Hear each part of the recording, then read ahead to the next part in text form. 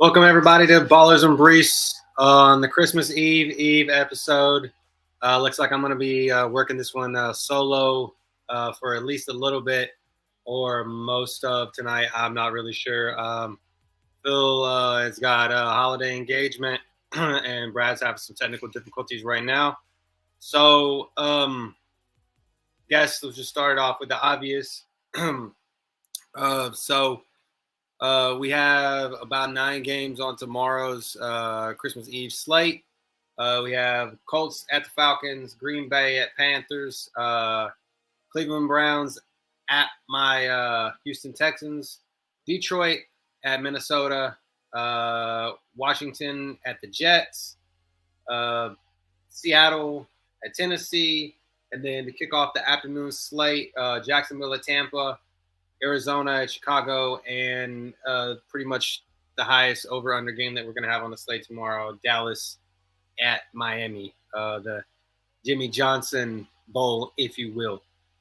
So with that being said, I hope the ones of you guys that are here are in the playoffs, not on the outside looking in, doing really well in daily fantasy, and we really appreciate all the love that you guys have showed us and for sticking around with us this long this season. So with that being said, I guess some things that we talked about on Wednesday for the night's games, the Saturday night games. We talked about the Bengals. We thought the Bengals were going to go into Pittsburgh, beat the Pittsburgh Steelers up. We thought Mason Rudolph wasn't going to be anything. I did make the joke that Rudolph the Red-Nosed Reindeer was going to come in and save the day. I apparently had some ESP going on there because Mason Rudolph came in and just lit it up. I mean, literally the stuff that people were talking this whole time about George Pickens not trying, the wide receiver room just not being there, the rumors that that Pittsburgh was willing to trade Mike Tomlin for bukus of picks. I think it just kind of escalated and they decided, okay, well, we ain't going out like this. We're not going to make the playoffs, and neither are the damn Bengals. So they went in. They took the Bengals into the meat grinder. I'm gonna say this. Phil's not here for me to say it to his face. That shit he said about Trevor Lawrence not being as good as Jake Browning. Well, Jake Browning don't have Jamar Chase. Jake Browning ain't nothing. I mean, T. Higgins is a good wide receiver. He's a wide receiver like 1B. He's not a top tier number 1 like Jamar Chase. I think for the fact that without Jamar Chase, Jake Browning is just that mediocre quarterback at best. That pass rush there in Pittsburgh was getting to him, and he just couldn't get the ball out. They couldn't run the ball. Joe Mixon looked like he was mediocre at best also, which even though he's normally I would say a top 1/3 of the running backs in the NFL, he just didn't look like himself. We thought that Tyler Boyd was going to kind of fill in that role of missing. I mean, he had around 10 fantasy points. T. Higgins was good. I mean, don't get me wrong. He went 5 receptions for 140 yards and a touchdown. But T. Higgins couldn't do it all himself. And you had Tyler Boyd Tyler Boyd had 5 receptions for 59 yards. He couldn't get into the end zone, so it didn't really help things. The other guys we talked about, Trenton Irwin, he showed up. But on Pittsburgh side of the ball, just guys that haven't been doing anything just recently as of late, with Mitch Trubisky at quarterback, just lit it up, right?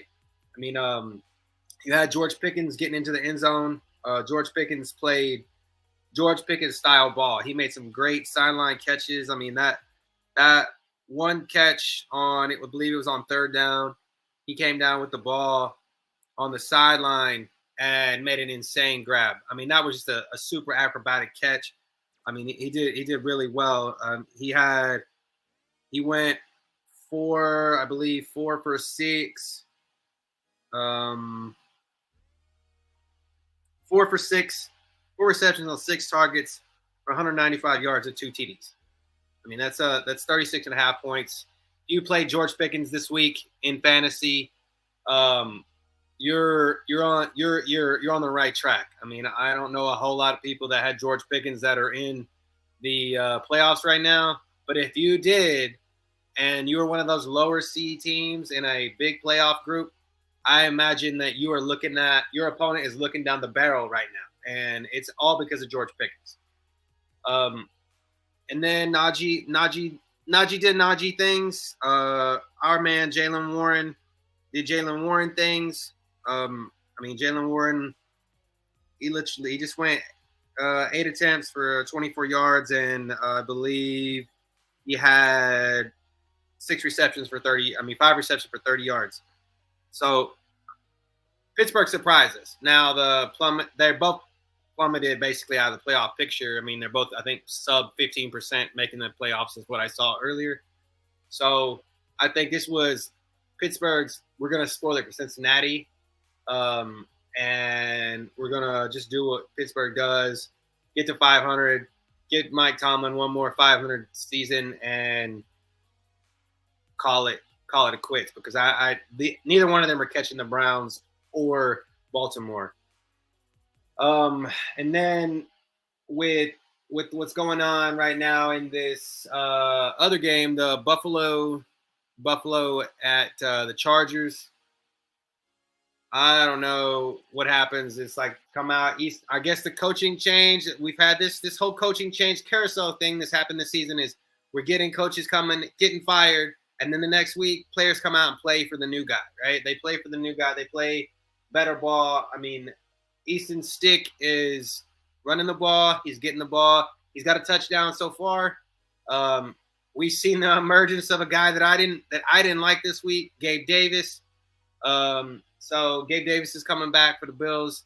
Josh Allen has got to play up, right? I personally don't want the Bills to win this ball game.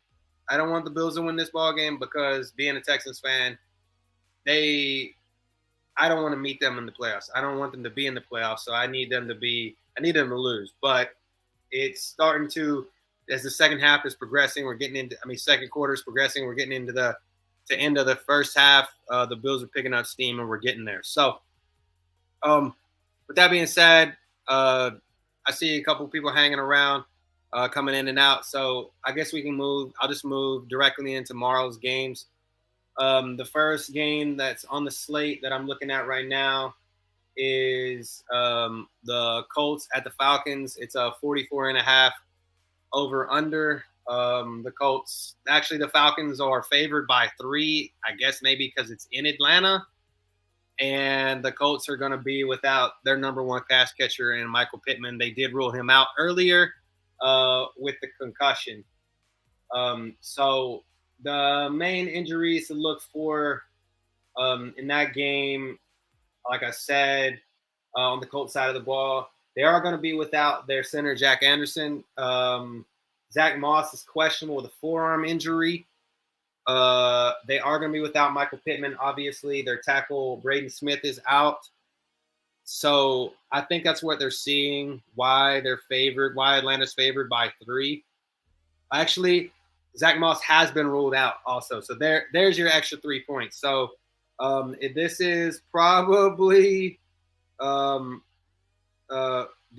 think they're going to get Jonathan Taylor back tomorrow. So this is going to be the Jonathan Taylor and Gardner Minshew, Josh Downs probably show tomorrow. So, I mean, if you're somebody that's paid your dues, been this season looking in the playoffs, and you've had that Jonathan Taylor up and down season that we've seen, it may be that time that Jonathan Taylor gets his deployment, and he might pay off. I mean, this is against a mediocre at best Atlanta Falcons team. I know that for myself, obviously, you're probably looking at playing guys like Drake London tomorrow because the Colts defense it's okay. It's awful expensive tomorrow in DFS, but it's super under-owned. I do know that for the Falcons, they are going to be – they have a few questionable people, not really like any – defensive tackle David Omanyata, their tackle Caleb McGarry, linebacker Bud Dupree, some household names that you might know on the defensive side of the ball and in the offensive line. But other than that, it looks like tomorrow is just going to be business as usual.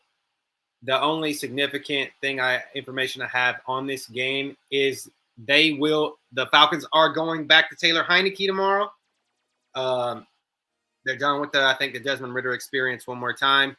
So they're going to get Taylor Heineke. And most of you, if you watched him in his career in Washington, he does like to gun the ball. I mean, does like to throw the ball. So be on the lookout for guys like Drake London and Kyle Pitts tomorrow. Drake London is in terms of percentage of ownership tomorrow. He's hovering around 10%. I mean, in the matchup's not terrible. I mean, they say that the Colts are in the top because of guys like Kenny Moore are in the top 10 category of against wide receivers. But I mean, he's one of those guys maybe you might want to take a chance on. And then of course your Kyle Pitts. Kyle Pitts has a pretty good matchup tomorrow. Don't sleep on Jonnu Smith. I mean, Jonnu Smith has been one of those guys that we would come back to the Kyle Pitts experiment, and that's been who we think is going to get the ball. But it seems to be that damn Jonnu Smith sneaks one every week, whether it's just a deep pass down the sideline, or maybe something closer to the red zone. And Jonnu Smith his ownership's sub 2%. So you can't sleep on Jonnu. Being that Kyle Pitts his ownership's only around 8%. So that's not terrible.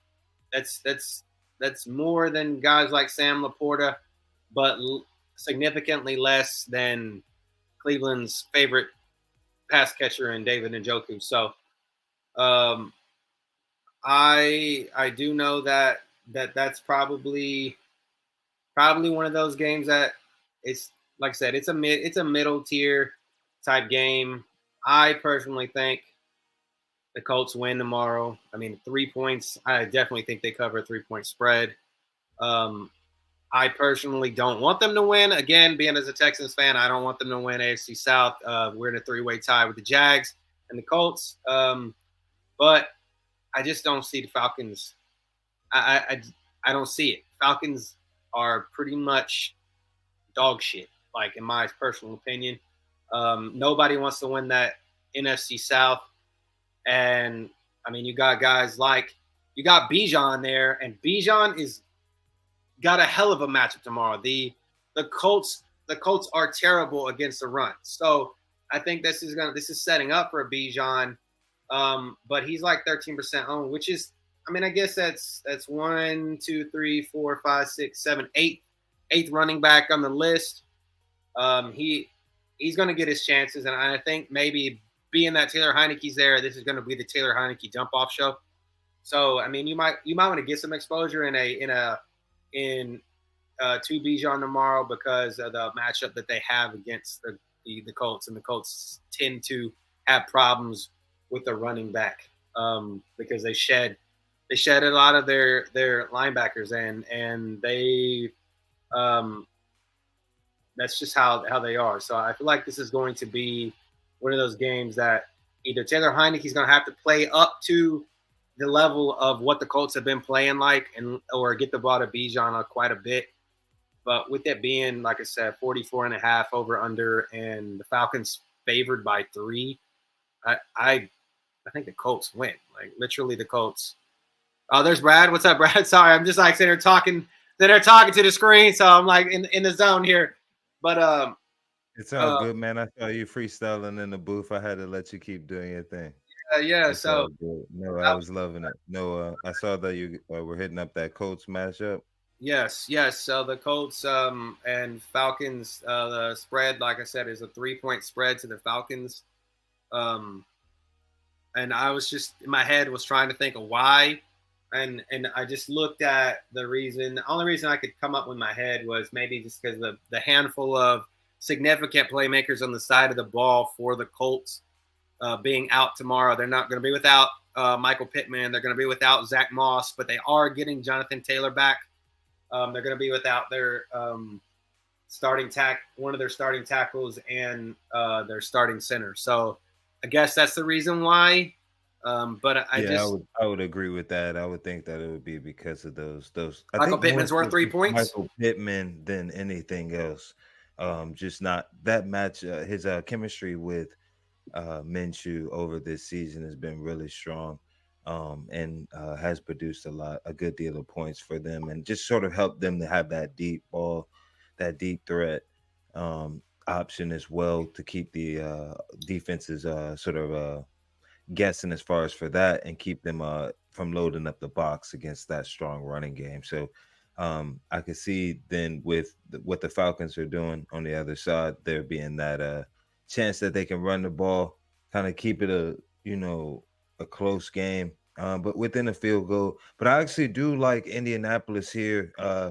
Unfortunately, because I That's what technically I need said. them to lose That's what I by said. I want them to lose too, but I don't yeah, see that. I don't see Atlanta sleeping them for 3 points. I just don't. I yeah. think that no matter which one of the two, I mean, I know that Heineke's playing, but I think that here, technically, the Colts have the better quarterback. I think at this point in time, they have the better coach. And it's just going to come down to who makes a mistake and who lets them score on defense is what I feel like is going to happen. And with the whole thing of recently, like the Colts just cutting two players, like literally saying, get out of here to Isaiah McKenzie and Tony Brown, I feel like Shane Steichen is like, okay, I come in, I'm reading a room, and I'm kind of running this show, right? Like I'm a little bit disciplinarian, but it seems to be working in not so much in our favor, but in a Colts, if you're a Colts fan's favor, or a Colts person who follows the Colts, it's working in your favor, right? Because they have limped along this far without their first round quarterback, Anthony Richardson. Just imagine if he was still around. Like, where would they be? Would they be one of these 10-win teams instead of a 8-win team, right? So but I still think the Colts win tomorrow. I just think that they're the best team besides the San Francisco 49ers in the last 6 games. They're 5-1 in the last 6. The 49ers are 6-0 in the last 6. So they're the best team, not named the 49ers according to the record. So I think in this type of matchup, you also want to look at what these two teams have to play for, especially in December, with the Colts having something to play for in a playoff position, potentially winning the whole division. Those guys are going to have a little bit more motivation to play a little bit tougher, play harder. And those are the types of things that you just want to sort of look at when kind of determining who may want to move forward and try to get the W again, outside of sort of your normal variables and sort of looking at the various metrics. But again, you just got to decide kind of who wants it more. And again, I just think this again, the Colts have a lot more to play for. yeah, So I definitely, see the definitely. Colts taking this one tomorrow. I think so too. Well, with that being said, I guess I'll just jump to the next game. The next game is pretty much, I think, it's close to the biggest snooze fest on the list here. Green Bay at Carolina. It's a 37.5 over under. It's kind of dirty. It's a dirty game. It's kind of like coming off the tongue wrong. I don't even really like it. I don't really like anybody in this game. I know if Phil was here, he'd be like, this is just not even something I even want to talk about. The Packers injury report is rather lengthy. So you got, Jair, Devondre Campbell, A.J. Dillon, Rudy Ford, Luke Musgrave, Jaden Reed, Darnell Savage, couple tackles, Christian Watson, Tavion Wicks, Emmanuel Wilson. Half of these dudes are questionable and or out. And I just feel like the Packers are, even though they're favored by 4, according to what I'm looking at right now, I'm going to check what ESPN has them at, which I'm sure it's probably around the same number. 4, yeah, Packers -4. I have really no thoughts about this game other than the fact of season long. I have to run out Chuba tomorrow. Chuba's probably the only person I'm even looking at in this game because I do know the the Packers being possibly without tons of their defensive players, this could lend to Bryce Young handing the ball to Chuba Hubbard quite a bit tomorrow. And that's really, I mean, the exposure is like 9% Chuba Hubbard tomorrow. So, I mean, it's not terrible. It's just about middle of the road. I don't really have any other thoughts. I mean, I did know that somebody called last week. They called Tucker Kraft, the tight end there for Green Bay. Yeah. I don't like him this week because Carolina is actually halfway decent against the tight end. Top 5 in the league according to the stats I'm looking at right now. I don't like him for as much as the ownership that he has. He's at 8% owned when you could get guys in that ownership range like Jake Ferguson, and then of course, Sam Laporta is expensive, but his ownership is 5% owned. And then if you want somebody in that same price range as a Tucker Kraft, like price wise, that's going to have a better matchup, I would think, and lower ownership is would be like Cade Otton for Tampa. I mean, he's 4% owned, so I think I'm passing Get on. different with him, get different with Cade Otton. I like Jaden Reed here. Uh, and I actually He's like Adam questionable. Thielen. Oh, is he questionable? Okay. Yeah, he's Um, questionable. With let me see, Jaden Reed is questionable with a that is toe and a chest injury. He did not yeah. practice on Friday. Okay. I'm gonna see if he actually. What's up, Patty? 2 PPR. Taylor, Zeke, Aaron Jones, Chuba, Connor. Well, we actually on the. I was on the Chubb. I mean, we're talking about this Panthers game right now. This Panthers and Aaron Jones. So you got Aaron Jones and Chuba Hubbard there at that. I could see Chuba Hubbard definitely getting touches tomorrow, and sometimes that's what you kind of lean on. Maybe Panthers put together a drive and Chuba Hubbard go ahead and run in a 1 yard touchdown, something along those lines. Maybe even in garbage time, 1 yard touchdown. Because I do see Green Bay sort of pulling away here.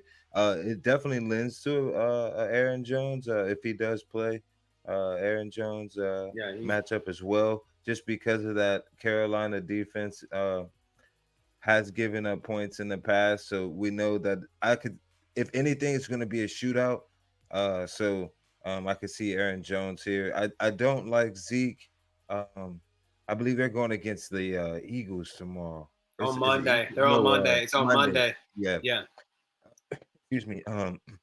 So that's not necessarily a matchup I would. I like out of this. I like James Conner. James Conner is in a more relatively higher scoring ball game than this Green Bay Panthers matchup. You got no matter really. It seems to me no matter when Kyler is trying to get the ball off, he's trying to get the ball off. He's trying to get the ball off, and James Conner always kind of seems to be there. I think that James Conner lends himself better to, since they're playing Chicago, to running the ball and getting a touchdown. Oh, they play the Broncos? I thought they played, for some reason I thought they played the Eagles. I thought the Pats played the Eagles. Yeah, he's right. He is right. He is right. The Eagles play the Giants. The Giants. Yeah, that's my fault. I apologize on that. But I just don't like the overall offensive flow with the Patriots to kind of feel comfortable about rolling Zeke out, even though he might get a little bit of touches, just because I'm actually like Hunter Henry on that matchup a little bit more tomorrow than I do sort of a running back flow. I think that the Broncos defense has gotten a little bit tightened up on the run. Everybody's seeing everybody's seeing Jonathan Taylor. I mean, his ownership in DFS. Jonathan Taylor's ownership is 20%. He's the second highest owned running back tomorrow in DFS. So against that, I mean, it's really without Michael Pittman, they're going to have to get Jonathan Taylor going. I just think he's going to have to be that extra, take the pressure off, because can you name the other three running backs? They're not super household. I mean, three wide receivers there in Indy. You got Josh Downs, Alec Pierce, and that TJ Montgomery, I think is his name. I think is that other wide receiver there in Indianapolis that came along last week, DJ Montgomery. So, I mean, personally, I like James Conner and JT here. I don't think you might not be able to go wrong with Aaron Jones, because the simple fact of the matter is that A.J. Dillon is questionable with a thumb injury. And if A.J. Dillon doesn't play, what you got to lose? You know, like they're going to have to go to Aaron Jones. But I like James Conner. Always like James Conner with Kyler Murray, and JT just seems to be like I said, I was saying earlier, this might be that week that you set with Jonathan Taylor on your injured reserve spot, or set him on your bench. This week might be the week that, okay, I'm going to use you. I drafted you. I let you sit around, and this is the week I'm going to dust you off and throw you in the lineup, and he's going to pay off for you because he ain't been around, right? And this, what does Indianapolis do? They set up the pass with the run. And PPR, he's going to get catches. So, I mean, I like JT and I like Conner, but if you had the least amount of those on there, I like Zeke. I like the least, because I don't think he's going to get the catches that we would hope that he's going to get. And so Chuba, I'm having to run him out because I don't have anybody better. But I think you have people that are better in JT and Aaron Jones and James Conner. But I like James Conner, JT, Aaron Jones, Chuba, Zeke. That's the order I would put them in. Agreed. Okay, so yeah, so Packers -4.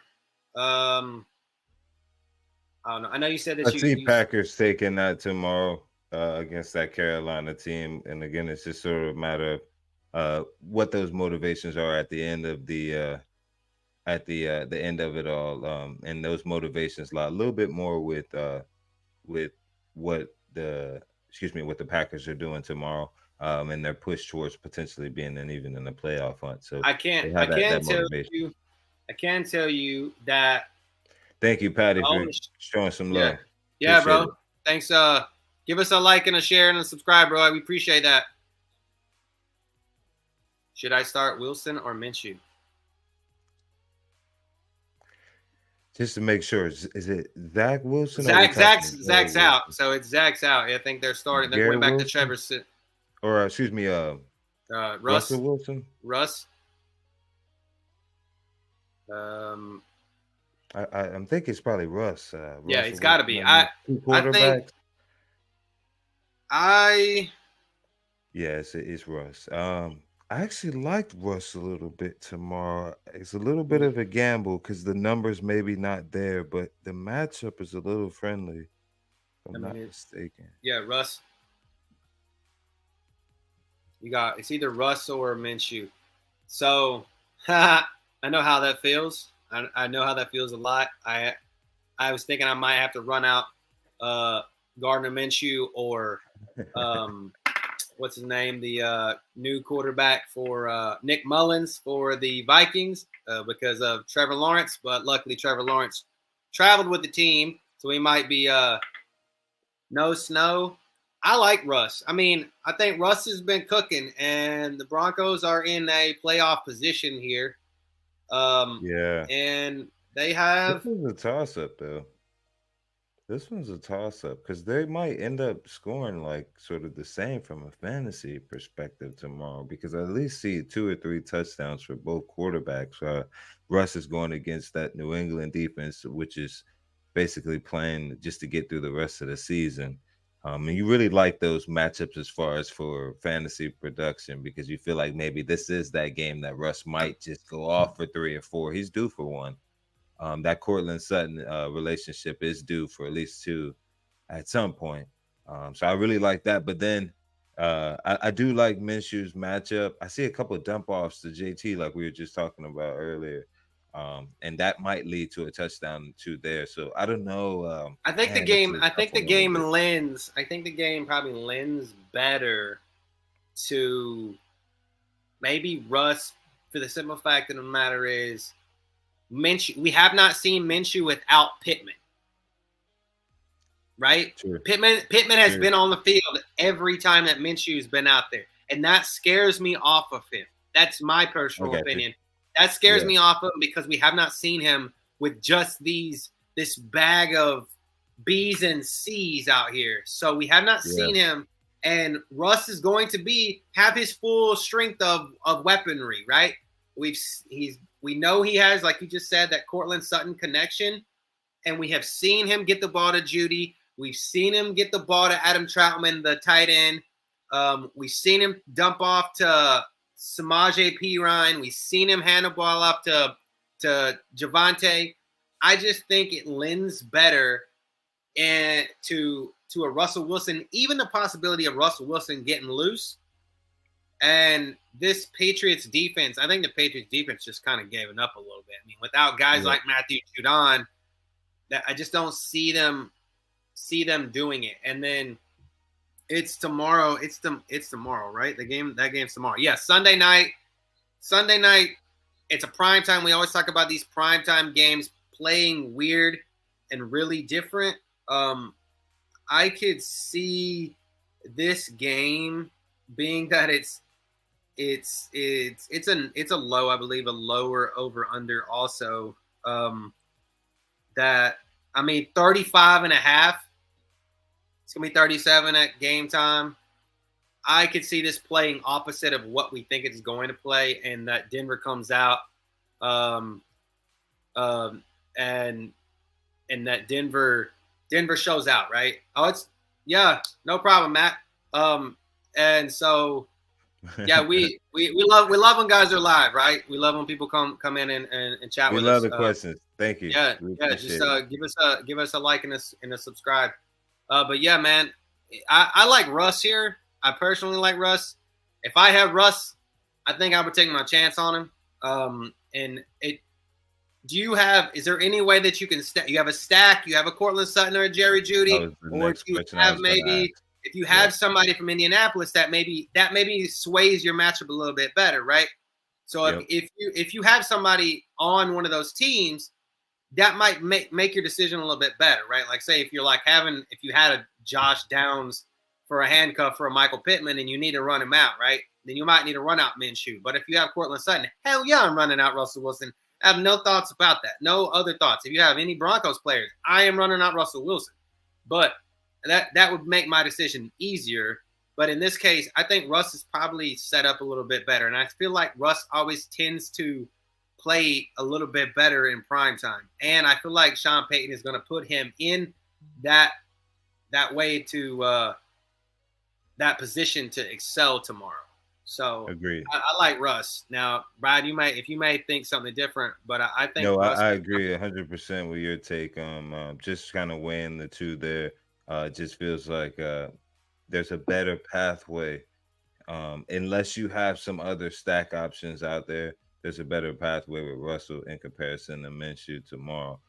Just because of the sort of unknowns with sort of who he goes to and outside of all of the production that he was sending towards Michael Pittman's way. So, and you think about it like this, though: Broncos are still in the hunt for the AFC West.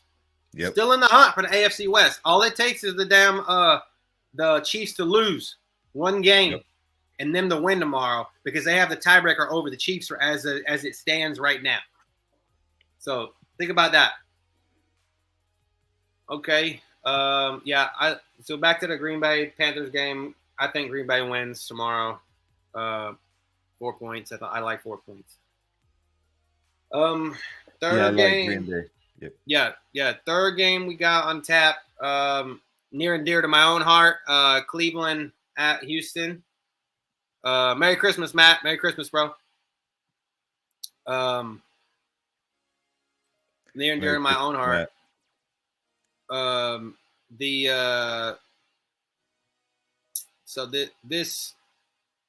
This game, they have it projected to be 40.5. We're going to be without CJ one more week. But they feel like Joey, I got one Super Bowl. Flacco is going to be out here wheeling and dealing one more week. So they're going to. And Stroud, you said? Yes, Stroud's out. We're running trotting out Case again one more week. Okay.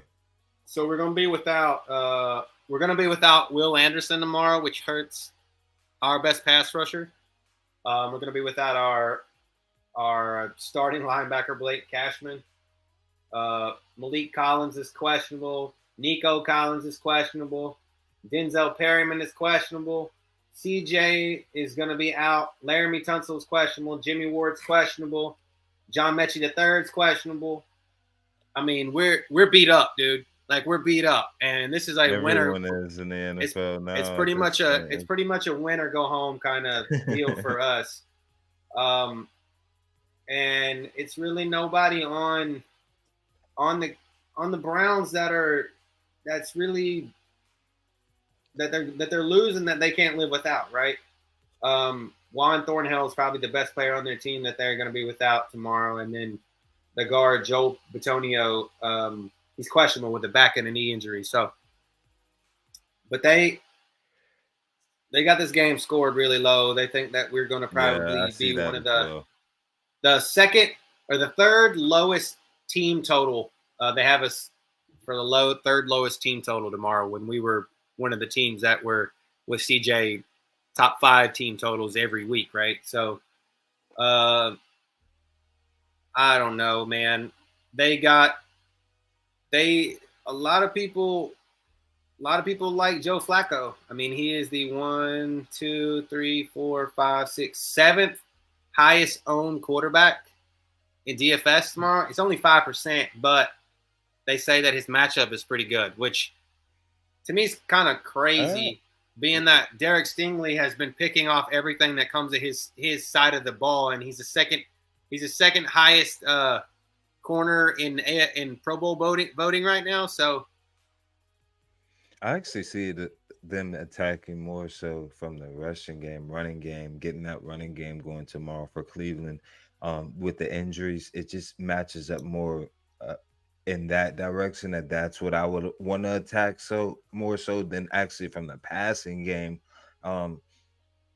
D'Amico Ryans has shown the ability to be able to kind of give some exotic looks, just like you stated with Derek Stingley actually having a couple of interceptions as well. And those are many times in the sense that the zone matchup offers and lends an opportunity for the cornerback to step in front where you may not necessarily see him being. And that's sort of what got, what got Joe Flacco into trouble a little bit against the Jaguars. I remember, I think he also last week.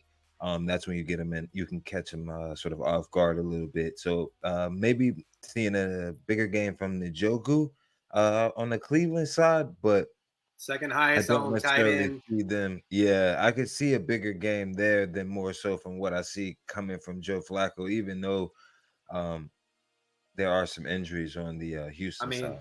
Njoku is top 10 in all ownership of all players tomorrow. He's like I said, he's the second highest owned tight end behind Trey McBride.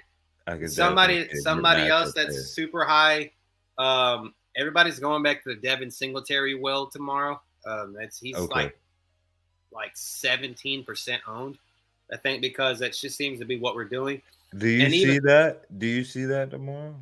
I mean, I have him on one of my I think it's in my 10-man. I think in our 10-man league, but I'm not. You need a lot of points. I have. Yes.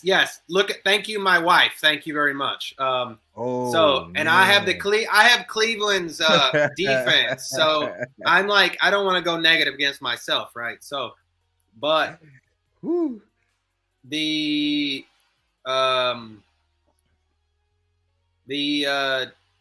I could see Devin Singletary being like what it takes to get in the end zone tomorrow, because again, what does Cleveland do well? Myles Garrett gets to the quarterback, and what's the way to neutralize an edge rusher? Run the ball. Run at him. And so I think that's what's going to have to happen. I could see Devin Singletary doing it. I think they have a great defense against the run, but they're better. Yeah. They're better against the pass because Myles can get to the quarterback during the passing situations. But I mean, I don't. I mean, between 14 to 25 points tomorrow. Yeah. So he's around, like I said, he's the fourth highest owned running back tomorrow. Something that most people are sleeping on. I think people are sleeping on it. Sleep on the defense if you want. Sleep on this defense tomorrow if you want. I can see this game being close, being low scoring. And might want to grab a kicker from this matchup tomorrow. If you kind of tossing around on what kicker you need, this matchup lends fairly well to that. To a kicker matchup. Make it Dustin Hopkins, the kicker for the Browns, the number one kicker on the big board tomorrow. I've seen plenty of matchups. I think my matchup last year, if I would have had the right kicker in place, that would have been the difference in my fantasy playoff matchup. Don't sleep on your kickers tomorrow. To anybody out there in that duel, that 12, 15 points could be the difference. So watch these type of defensive matchups, and that's what I feel like this is going to be tomorrow. You got two sort of veteran quarterbacks who can typically get the ball into field goal range. That's why I feel more comfortable about saying, hey, this might go more field goal friendly. Watch out from that direction. Last time I saw a thing how these two quarterbacks have kind of come full circle, right? The last time these two quarterbacks faced each other, Case Keenum was in his first stretch with the Texans, and Joe Flacco was on that Super Bowl winning Ravens team. Wow. That's how old these dudes are. These dudes are our age. Flacco's 38, and I think Case Keenum is like 35. It's crazy. Get that check. Get that money. Yes. And then this is pretty much guaranteed. I would say if Cleveland wins, I think they're pretty much guaranteed a playoff spot for sure. They're real close. And then if we win, I think we're set. Now, this is a 3-point spread, they say. It's at home. We got Kaimi back.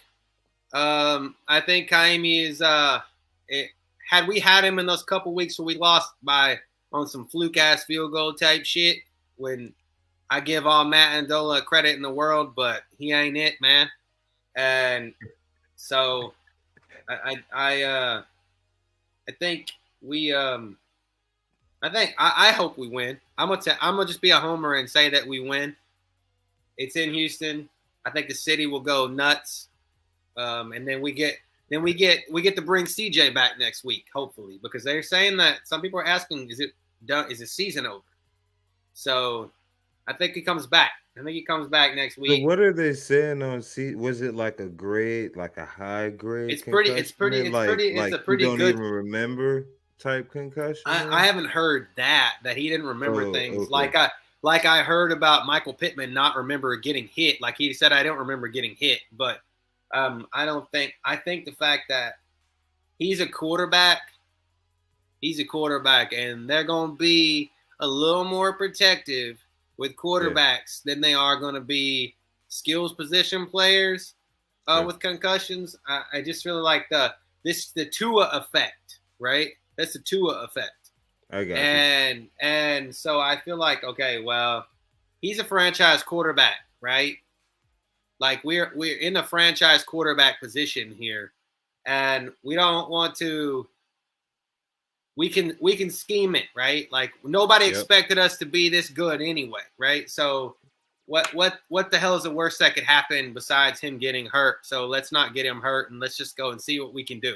I think if Case didn't win last week, I think we might be having a different discussion today. I got you. I think CJ might be there. I got Maybe. you. But since I Case got Keenum gutted it out and he showed that he can run Bobby Slowick's offense, and I think that may be the thing. And we could get Nico back, and we could have at least a halfway decent full complementary of wide receivers with Noah and Nico. Something I think a sneaky pick for people tomorrow, and a lot of people are kind of shying away from him. I think Noah Brown, he's only 3% owned, and they're saying, obviously, because they're seeing that Cleveland's defense is really good against the pass, right? Nico's out on the field. I think Nico drives the coverage away from Noah and makes Noah open. So it could be that if Nico plays, I think Noah is a better play. And so I think Casey, when he worked a lot with Noah because Noah was kind of third on the depth chart, right? Like when you work with practice squad players, or lower depth chart players, and you're a number 2 or number 3 quarterback, you're going to get work with those guys, right? And then Nico seems to stay hurt half the time. So I think that Noah's probably he's a good, I think he's a boomer tomorrow, maybe like 22 points, right? Like something like that. But he's like 3% owned in DFS. So, I mean, I'm like I said, I'm gonna be a homer. I'm gonna take the Texans. What's the spread? 3 points. 3 points here in Houston. I don't know. I think Cleveland might pull out the W, but I see it being actually under 3 points. I see potentially maybe even a 17. It's like ugly, like 20. Just says they have an 18, 21-20 type thing. I don't know. It just feels a little bit more along those lines than it does sort of even within 3, which is weird, but it's just how I'm seeing it kind of go out tomorrow. Just because, again, 2 veteran quarterbacks, you have that opportunity that the way the points kind of come in, again, with additional field goals, it gets within 1 point. Maybe a field goal missed late to win it for one team or the other. So yeah, okay, that's understandable. Okay, let's move on to this NFC North showdown. It's the second highest over/under on the slate, 47.5. Detroit at Minnesota. Significant injuries. C.J. Gardner-Johnson he says I never get hurt. I have he's out with a pectoral problem. Right, dude? Like you always talk about it. And then they are going to be without with a corner, their fullback. Derek Barnes, a linebacker, is doubtful. And then a blocking tight end, second tight end, Brock Wright, is out. And then for the Vikings, Byron Murphy, the corner. Jalen Naylor, their like 4th string wide receivers, out with a concussion. Ivan Pace Jr., a linebacker, is questionable. Harrison Phillips, the D tackle, is questionable.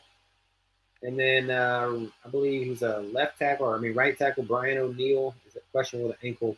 And then Alexander Madison is questionable with an ankle also. So this is, I can tell you for a fact, everybody loves Ty Chandler tomorrow. He is the highest owned running back on the slate at 24%. I just think you see it, man. I don't see the matchup going friendly for Chandler tomorrow. I think it's because he's a pass catcher. The Detroit defense is pretty solid, and I see them out for blood a little bit tomorrow. I think the matchup kind people of sleeping on that defense. The defense is less than 3%. The Vikings are a solid team, but I just think that they're able to get after it tomorrow against that Vikings offensive line. I think they might be just a little bit more physical, more ready. Again, sort of this is as a sort of main topic, a little bit theme running through is sort of who's trying to get to the playoff and who's not, and sort of who's who has the motivation tomorrow and who doesn't. I mean, this is you gotta want it tomorrow when it's holiday season. You got family in town, all of the distractions that goes Minnesota involved with does that. Minnesota does hold the 7 seed in the playoffs right now, though. So Yeah, but I just think that Nick Mullins being more of a stationary quarterback is going to find a bit of trouble against that defense he with is the second. He is the Hutchinson. second highest owned quarterback in DFS tomorrow. Nick Mullins is at They're seeing something. 12%. Maybe I got it wrong. Maybe I got it wrong in this I, matchup, but I just don't see them being that productive tomorrow against the Detroit Lions. I think they're seeing that the fact that Nick Mullins ain't scared of shit. I mean, he's literally he has that. He came from the University of Southern Mississippi University. He got that little bit of Brett Favre gunslinger mentality. I ain't afraid to let it ride. So I feel like that's kind of like how they got themselves in. Like, I mean, how they got themselves in like last week, right? So I'm not saying they're. I think Detroit's real. Like, I think Dan Campbell has those boys, and Ben Johnson, his offense is cooking. I mean, obviously everybody wants Ben Johnson because they're saying that he wants $15 million a year to be a coach. Like, that's his thing. Like, that seems to be his price tag right now. It's $15 million. Like, more than any coach that makes anything right now. And I can see that because what he's done, right? Like, he's made I would say mediocre Jared Goff, overdrafted Jared Goff into a consistent quarterback, right? Like, I mean, I think Jared Goff, one week he looks like a top 10 quarterback, and then the next week he looks like, or a couple weeks later, he looks like he's bottom tier quarterback. But I think more often than not, especially in this Ben Johnson offense, he looks like a top 10 quarterback consistently. And I mean, this Nick Mullins, I just think you got to get exposure. You got to get exposure to him for DFS purposes. And personally, myself, I'm in that dilemma. Do I take the chance on a partially concussed Trevor Lawrence on against the lowly Buccaneers tomorrow afternoon, or do I take my chances and hope that Nick Mullins comes out here and wheels and deals and puts up 25 points against the Detroit Lions, who seem to struggle against the pass? They struggle against the pass. I mean, they're like 27th ranked defense against the pass in the league. So, I mean, that's definitely a toss-up a little bit with Trevor Lawrence in the sense that he's coming off of a concussion. I'm actually shocked he's a little bit playing this week, but he is. I think just because I think he feels that the team needs him and they're right in that playoff hunt, so he's just going to try to battle it out. But it's a little shaky coming off of a concussion that soon, and so then that's definitely a sort of a dilemma that has to be kind of game time decision a little bit. I just don't. Again, I don't know. Maybe it's just I'm seeing it a little bit differently. Of all the quarterbacks, I actually like Jared Goff versus that Minnesota Vikings defense, which I believe also leaves a little bit to be desired. Has shown to give up deeper pass plays. And again, this is a quarterback that's only gotten a couple, like one or two starts with this Vikings offense. So he still isn't necessarily 100% into the plan. Whereas I think Goff is coming off of a 5 touchdown performance, if not last I week. The like week Goff. I mean, before. Goff is I sub think that 5% team is owned. playing a lot higher at a better sort of offensive clip that you want towards the end of the year. Because of the fact that I believe that they're going to also be the more efficient running team tomorrow. That two-headed running back system with Montgomery and Gibbs opens up everything for Jared Goff, who's more of a play action style quarterback. And again, I just see that opening up for them tomorrow, which will lead to greater passes down the field for Goff. Again, sort of out of all the three quarterbacks that we just spoken on. I mean, I like Goff. I mean, he's sub 5% owned. I think you get exposure to him and mix in your stacks there with Amon-Ra. I mean, Amon-Ra is 1, 2, 3, 4, fifth highest owned wide receiver. They're pretty much dog shit. I mean, Vikings pretty much dog shit against wide receivers. We've seen that. I even like Laporta. I mean, if you want to get, I mean, go ahead and go those three, and then get different in some other locations. Laporta has a great matchup and is sub 6%. He's around 5% owned tomorrow too. So the ownership, nobody's looking at them. Now you looking at somebody that like everybody's looking at the TJ Hawkinson in like the revenge type narrative, because he's, what do we say tight ends are? Tight ends are quarterback, that's shaky quarterback's best friend, and he's around 9% owned. But I think his matchup lends well. His fantasy points per dollar looks really well. I mean, it's good for what he costs tomorrow, $5,800.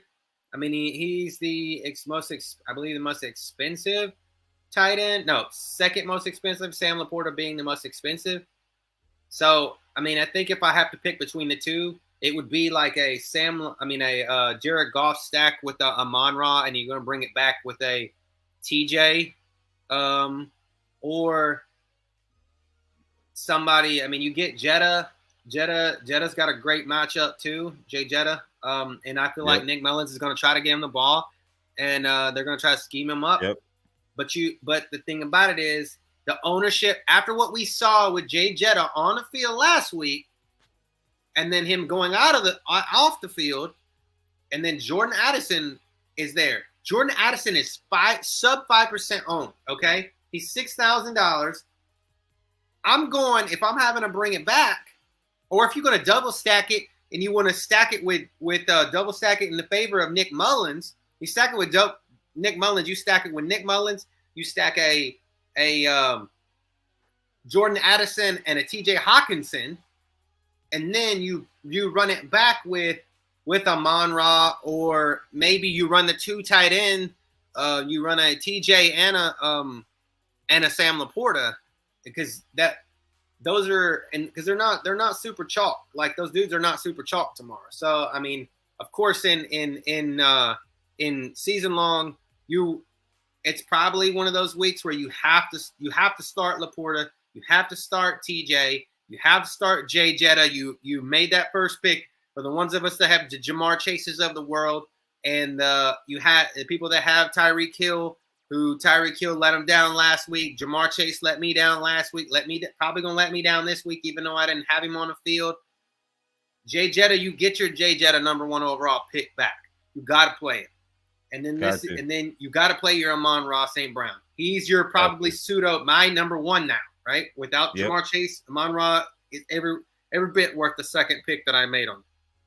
And so you got to play those guys. So that's what you got to look for. And then, like I said, Sam Laporta's ownership is down there, and he's got a good matchup. TJ Hawkinson is down there and has a good matchup. I mean, there's 4 other tight ends that are coming in with more ownership than TJ is tomorrow. So I think that's a good one. And then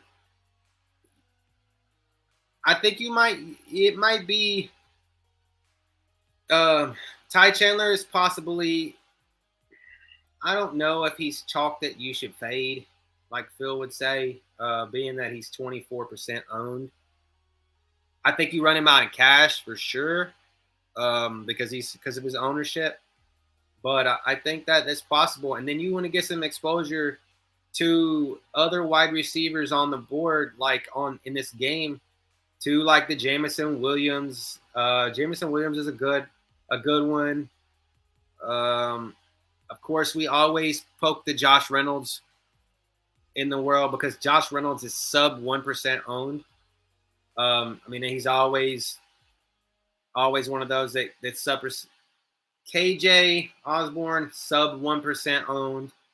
You got to get exposure to these guys in mass tournaments that are in this game, and I think that's one that you need to look at. I mean, Brandon Powell. I'm gonna keep rocking the Brandon Powell like turd play 3,000. He's sub 0.5% owned. He returns kicks. Okay, he returns kicks. He like getting silly for the millie type shit. Like he's one of those dudes that he's in a high scoring ball game. They might need him off some gimmick shit, like something like that. He might be one of those guys that you need to put in. And so I think those are just some. I just feel like people are sleeping on this game.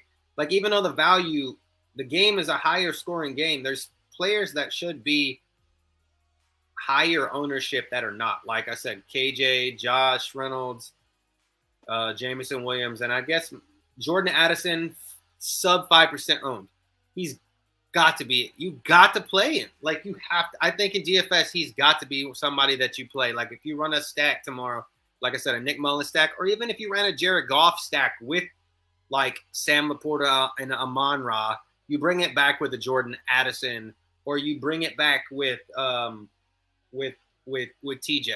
Like that's somebody, or you get the exposure with Jay Jetta, and then instead of running Amon-Ra, you run Sam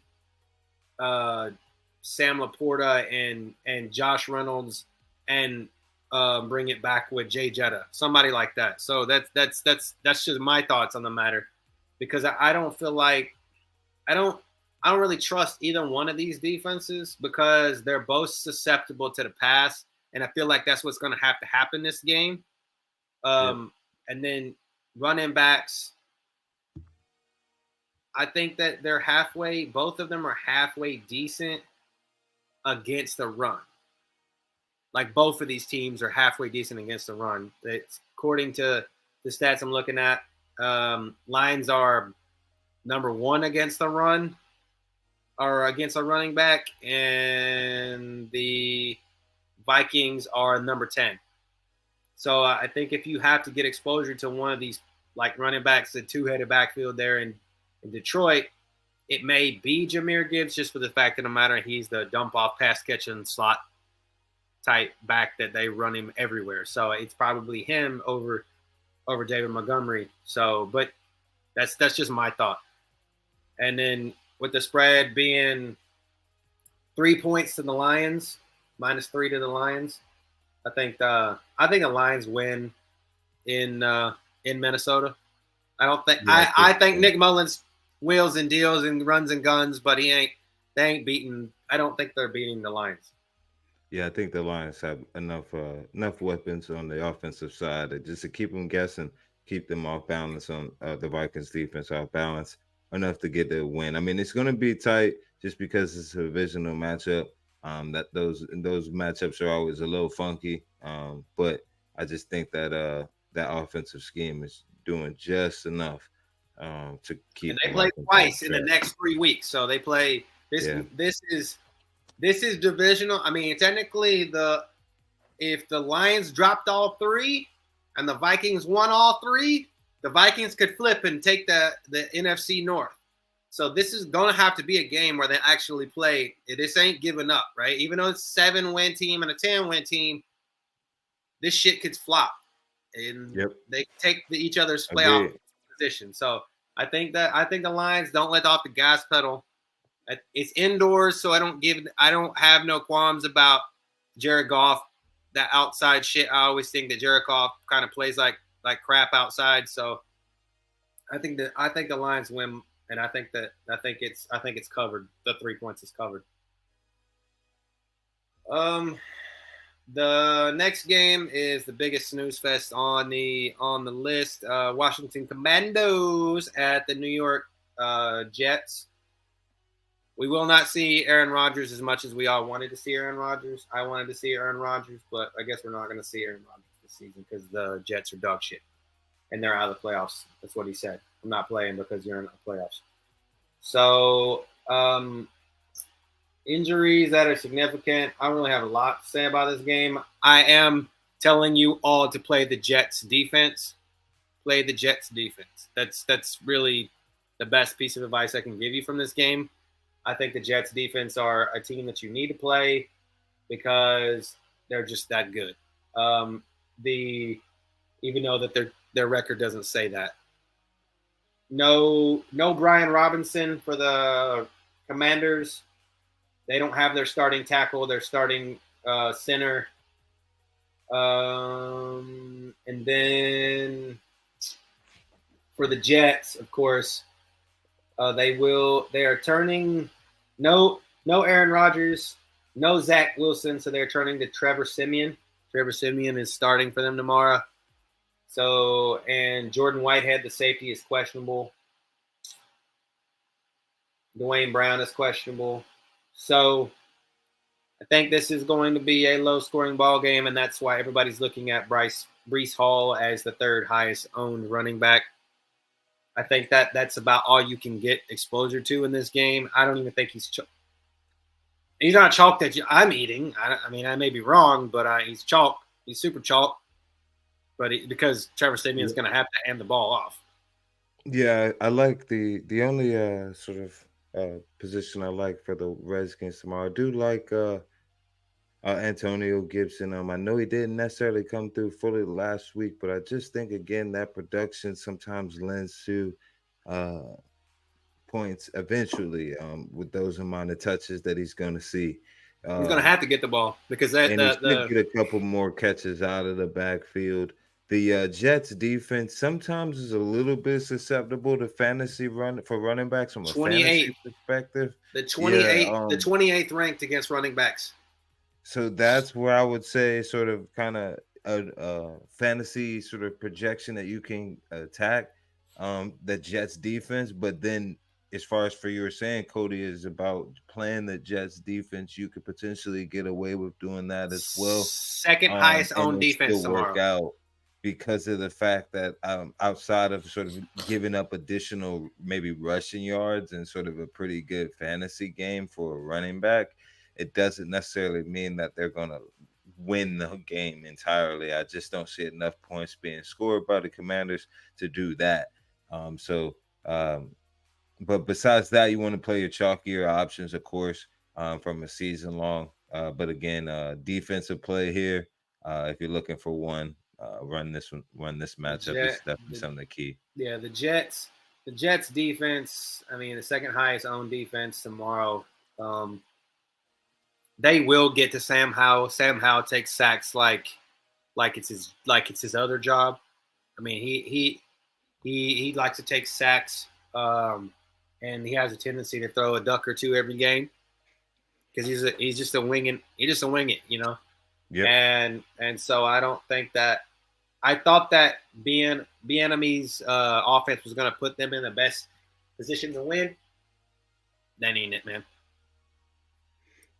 So like I said, I don't really like much from this game at all. I see the Jets pulling this one out, actually. Doing just enough from a defensive standpoint. It's 3 points to the Jets. They're favored by 3. It's in New York. Them doing just enough. Maybe a defensive touchdown from the Jets wins it for them. I mean, you got everybody likes. I mean, a lot of people like Garrett Wilson tomorrow. 1, 2, 3, 4. Seventh highest owned wide receiver, just because the Commanders aren't very well, are pretty terrible against the pass. I just don't know with Trevor Siemian starting. I don't know. This ain't Trevor Siemian that was backing up Peyton Manning. So this is I don't know, man. I don't like that much. I don't know if I'm going. I don't think I'm going to Garrett Wilson tomorrow. I may eat those words, but I don't think I'm playing him. He probably somebody I don't touch. But maybe it might be. I mean, he's cheap, so he could be chalk that you just have to spit in because you need. He's a money play. He's only 5,800, so there's at that value. There's not much down at that value other than him around that Yeah. certain number that I like. So, I mean, I guess you could get the Jaden Reed exposure down there, and then Noah Brown. But other than that, I'm out. I'm out on this game. I think you're right. I think the Jets play. I think the Jets win this ball game. I think Ron Rivera is on his last leg. So, okay. On to the next one. Seattle at Tennessee. Tennessee coming off a weird win, and then we go there and beat them in our old uniforms, which is weirder. They thought in the middle of the week they were going to be without Will Levis, and they had Ryan Tannehill ready to go.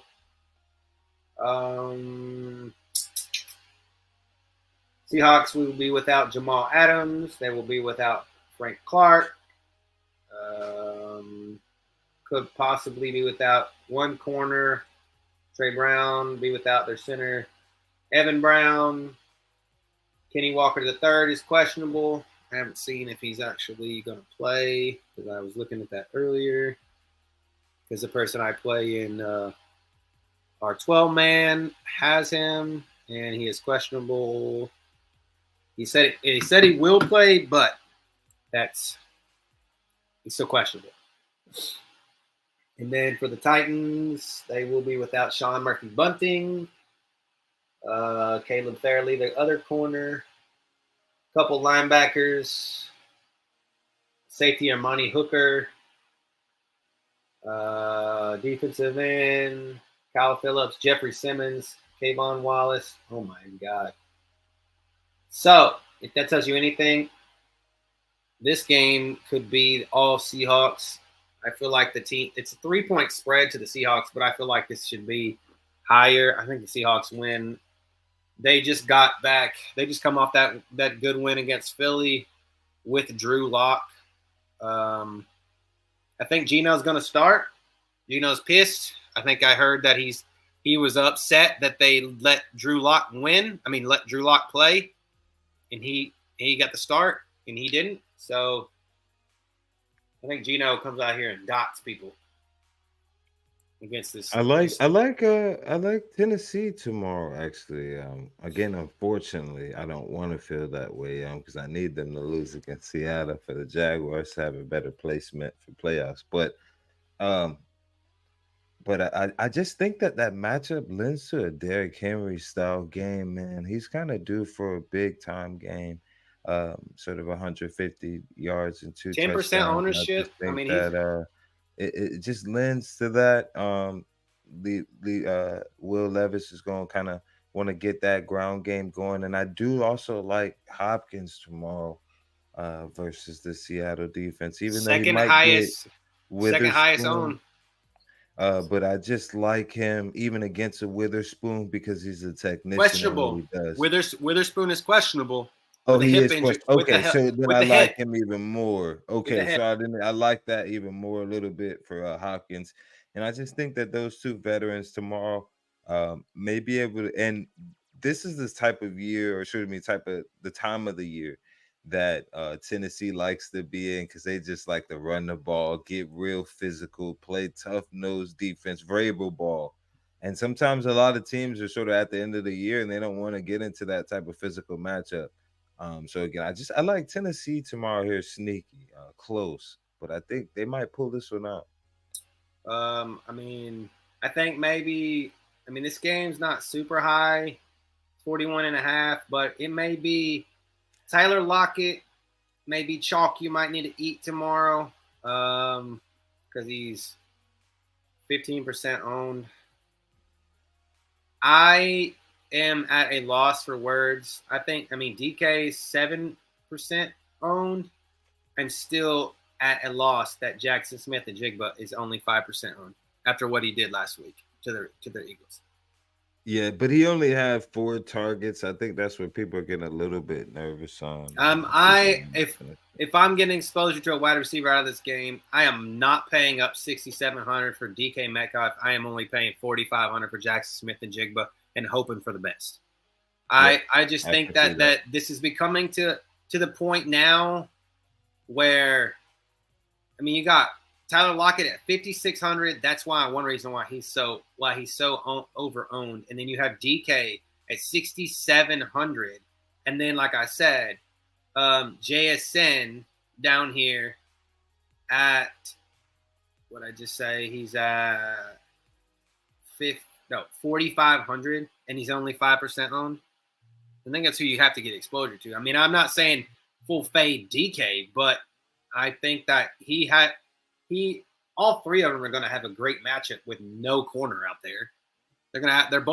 All three of them are going to be going against a second or third, fourth string corner because they're without their top two corners. And I mean, that's something that you need to look at. And then with Kenneth Walker, I think without Jeffrey Simmons, I saw what Devin Singletary did to Tennessee without Jeffrey Simmons. No more Jeffrey Simmons. I think that it may be Kenneth Walker's show. I mean, and even though that Tennessee is 15th against the run, I think that was with that. A lot of that game was with Jeffrey Simmons, right? And so I think that that's probably something that you need to look at. And then your ownership for Kenny Walker is 11%, and Derrick Henry is 10%. So you can get exposure to both of those running backs tomorrow. And I think if you have them in season long, you have to start them both. You have to start them both. Everybody's afraid, Tajay Spears is just cutting into Derrick Henry. I think, like you just said, this is Derrick Henry's time of the year. And Derrick Henry is playing basically, I think at this point, playing for his Tennessee future. Is it time? Are we getting to the point where it's time to put the big man out to pasture kind of thing? Is he going to be the next Steven Jackson type guy? Like, is he going to go like all those years Steven Jackson pounded it for the Rams? And where did he go? He ended up going to the Patriots, right? Or I think maybe to Falcons too, somewhere in both of those teams. And he found like new legs. So are we going to get that with Derrick Henry? I would love that. I would love for him to go somewhere where he could win a championship. And maybe he's just a one or two downs and, okay, buddy, you're out of here. Like, let's bring in the young, fresh set of legs and let's get you a championship. You deserve it, right? So I think that we're moving into that point in his career. But I think you could get exposure to both Kenny and King Henry tomorrow. So I personally, I don't think Tennessee wins. I think Seattle at this point is probably a better, more rounded ball club. Even that, I think they're a better ball club with their team right now than we are, the Texans, with Case Keenum. Now, if CJ's there, I think we're better than them. But with Case Keenum, I think with Geno, I think Seattle's better. So, and I think Pete's gonna play it like that. You got these two defensive coaches right here. I mean, Pete's a defensive guy. Mike Vrabel's a defensive guy. I think that we see a lot of running, and this is kind of a little bit. I think the 41.5, to me personally, I feel like it's a little bit high. I think it's high. I think the game's high. I think this one lends itself to more of like that 40.5 like ours in Cleveland is, or between like 38 or something. I feel like this is just a slow plotting game, unless for some reason I'm just totally underestimating it and they come out and just blow the doors off of one another. I mean, it still shows that in what I'm looking at that Will Levis might not play, but it says he's questionable. I don't. Yeah, I think that changes. I think that changes a lot. It says questionable. Hang on. It says it does say Jeremy Fowler just reported Levis isn't expected to start Sunday's contest. Okay. I'm not going to. That totally just kills all my hope in Hopkins. I don't think Tannehill. I don't trust Tannehill getting Hopkins the ball. Like, that just totally just changed my whole outlook on this game. This is going to have to be Derrick Henry. I And so got you. I'm saying for now, I love the Seahawks now with Tannehill, unless Even more. Tannehill, yeah, Yeah. yeah. So all right, next game that's near and dear to your heart, Jacksonville at Tampa, 1 point, 1 point spread to the Jacks, 43 over under. That's interesting. Just Yeah, given that with minus 1 to Trevor Jacksonville. Lawrence just kind of limping into this game a little bit, that they have Jaguars up here. I mean, of course, from that hard in me, I definitely like the Jaguars' potential. They haven't played a full game yet all year. It's just hard to feel confident that this would be the game that they're able to put it all together, just because of the lack of practicing. But you never know. Sometimes in the NFL, the chemistry is already there. A good game plan, and sort of the right setup. But the thing is that it would depend highly on having an effective run game with ETN and the crew, but it just hasn't seemed this year that they've been able to establish that the way they wanted to, sort of at the beginning of the at the beginning of the year. Then they have sort of towards the end of the year, it's kind of starting to fall off. Um, so potentially they could kind of get that going a little bit against the Buccaneers, but I think the Bucks kind of have the type of personnel that would match up really well against what the scheme and the game plan that Jaguars are trying to come in with tomorrow. But from a fantasy perspective, you want to, of course, roll out, your go-tos from both sides, whether it's getting chalky with uh, Evans and Godwin. I really do like the Tampa Bay receivers versus that secondary that's still a little bit banged up, Are and you so getting? I saw having that them I run saw a Braswell, Campbell, and Cisco are still all questionable. Do you know? Have you heard anything on the locals saying that they actually might play? no, just the same sort of game time decisions there from the latest that I've heard. I believe Cisco did practice though, and so that They would all. It lend looks like it him says all probably. three of them were limited in Did practice on Friday. That's what it Okay. says. So, Okay. Yeah, that's what I thought. That was the last that I heard in that. So usually, typically, if they're practicing even limited on Fridays, usually means that they're going to give it a go and then on a Sunday game. Zay was Now, also for limited. Zay Jones or for someone using him, please note that he has a bone bruise plus a hamstring issue going on. So there's two different issues, which has definitely hurt the offense, because he's the sort of receiver that kind of takes the top off the offense, while also is that big body receiver that can catch over the middle of the field. So it's definitely been tough on the offense without having him in. Yeah. Okay. Well, I like I said, I'm in that mental dilemma. If I need to for Trevor Lawrence, I think I'm going to play him. If he plays at the QTAT, I don't know what's funny is all the quarterbacks off the waiver wire are in the 12 o'clock time slot, 12, 1 o'clock time slot, and he's in the 3:05, 4:05 time slot. So I'm like, I'm assuming, I'm hoping, fingers crossed, that he plays tomorrow, because if not, I am shit out of luck and I am done. So because all the quarterbacks any other time, Jacksonville would be in the 12 o'clock time slot and I wouldn't have this problem. But it is what It's it is. interesting they got that even with another Florida team, but kind of going back on the other side with that Bucks team. Of course, you're gonna roll out your Rashad White. I mean, I would keep rolling him out. I mean, Of Rashad course, you're White gonna roll out is he your is the Godwins, Rashad but White is you the don't be afraid that from fifth. a daily fantasy to stack Mayfield maybe with the Rashad and with the come back with even an Evans. I just like those three together tomorrow against this Baker's the Jags third defense highest owned from a quarterback. daily fantasy perspective. I just think that our defense is reeling a little bit, and that offense is solid with Baker Mayfield and sort of how they're scheming up each team each week, um, as far as for attacking them from the passing perspective. So watch out again for them tomorrow. Mike Evans is the fifth highest owned wide receiver.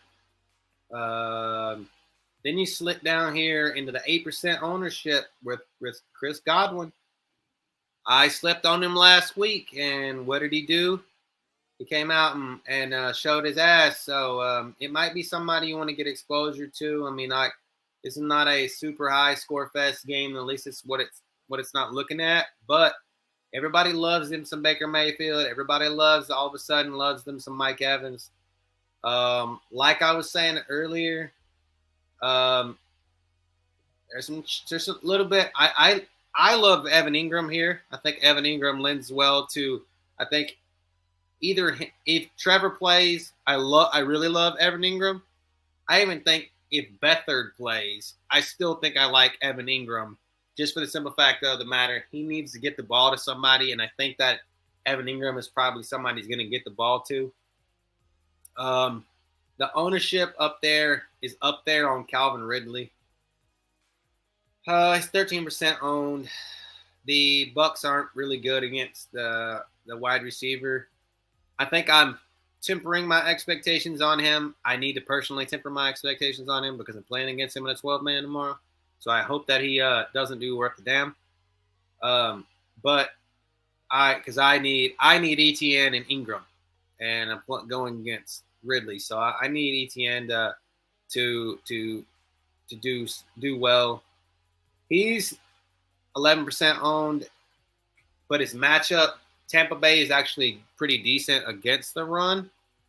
But I think that if it's Beathard's show, I think ETN's going to have to be more involved than what we expect him to be, just running the ball wise, don't you?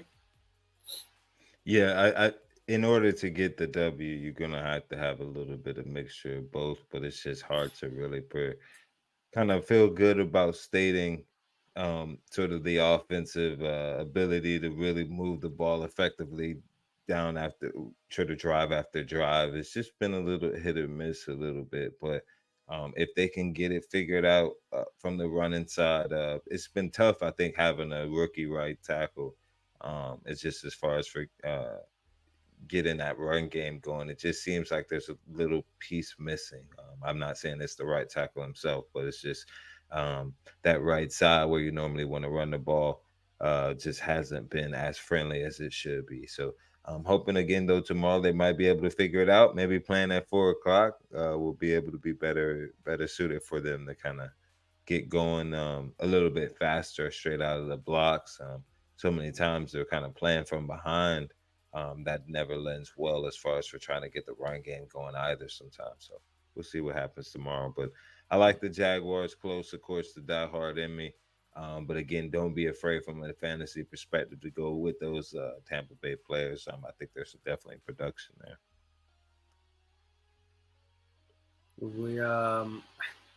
Man, I think that personally, I need you guys to lose, but I think that y'all are a better team. You have a better coach again, and I think that if this is the battle of what number one overalls, back-to-back number one overalls, right? Or was there somebody in between them? Was Joe Burrow in between the two? No, right? Was Joe in between the two, or was it Baker and then? I'm not. Was it Joe and Baker then Trevor, or was it Baker? Like there was someone in between. I think Joe was in between them. I think Joe, yeah, because Joe would have had that full year, but he got hurt, and then the following year, I believe, was Trevor Lawrence. Maybe because 2020 was when Joe Burrow was drafted because he won a national championship with LSU in 2019. So. I think it went Baker, Joe, then Trevor. I think. So I think there's a separated maybe by 1 year. But anyways, yeah, number one overall picks. I think that this game lends to the fact that whichever quarterback plays better tomorrow. I mean, I know that we say that every week, but I think whichever quarterback plays better. And it does, like you said, like we've been saying, I think that with the Saints loss the other night, The damn Buccaneers are still in the driver's seat there. The Buccaneers are in the driver's seat still there in the NFC South, which again nobody seems to want to win. Set at 7-7, so they control their own destiny. You guys control your own destiny. It's kind of a winner chicken dinner kind of thing. Not win or go home, but at this point, you need a win to stay at the top of the division. Yeah. I definitely think that I don't want 1 point. I mean, it's ugly. This is the ugliest number ever. I think you guys win going away. Okay. Next game, same over under. 4-point spread to the Chicago Bears over the Cardinals. I don't really like a lot about this game. I really don't. I can tell you that Trey McBride is the highest owned tight end again. One more week. I think this is chalk you might have to eat at tight end because we know that Kyler loves him. He loves him, and it just seems to be the only person that gets the ball going there. Going back to our question that we had earlier, I think it was Matt that had that question, or Patty maybe. Patty had that question earlier with James Conner. James Conner is 5% owned tomorrow. Play James Conner in DFS. Play James Conner. Especially if you're playing in the afternoon. If you're playing in an afternoon slate only, because this is the second afternoon game, I think you have to play James Conner. James Conner is like a constant in the afternoon for sure. And I'm not even like I don't even dislike him in the whole slate as a whole because the Bears defense against the running back is bottom third of the NFL. So I like James Conner. I think that's somebody you probably should get exposure to. Really like anybody from the Bears side. I mean, I get with the fact of the matter, I could tell you the fact that Darnell Mooney is higher owned than DJ Moore.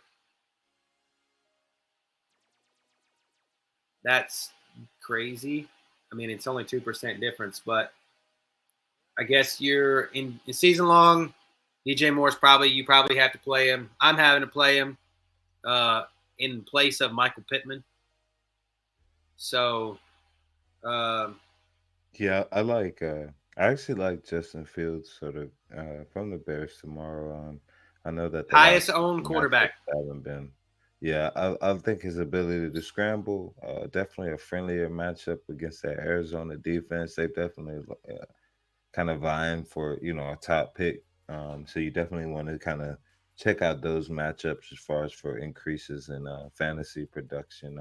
And Fields is kind of due for one of those more explosive games. Maybe getting it all connected up with DJ Moore. I see that sort of linked together. I don't necessarily see the Mooney connection, but maybe I'm missing something. They saw that shit last week, and then they saw that he should have caught that ball in overtime. I don't know, man. If so, then I'll take that. But I do like that. As you said earlier, I like the McBride pick. He kind of reminds me a little bit of Ertz, and Kyler Murray seem to always kind of have that connection with those tight ends. He's at least going to give him 5 to 7 targets, potentially catches. So definitely want to see that rolled out.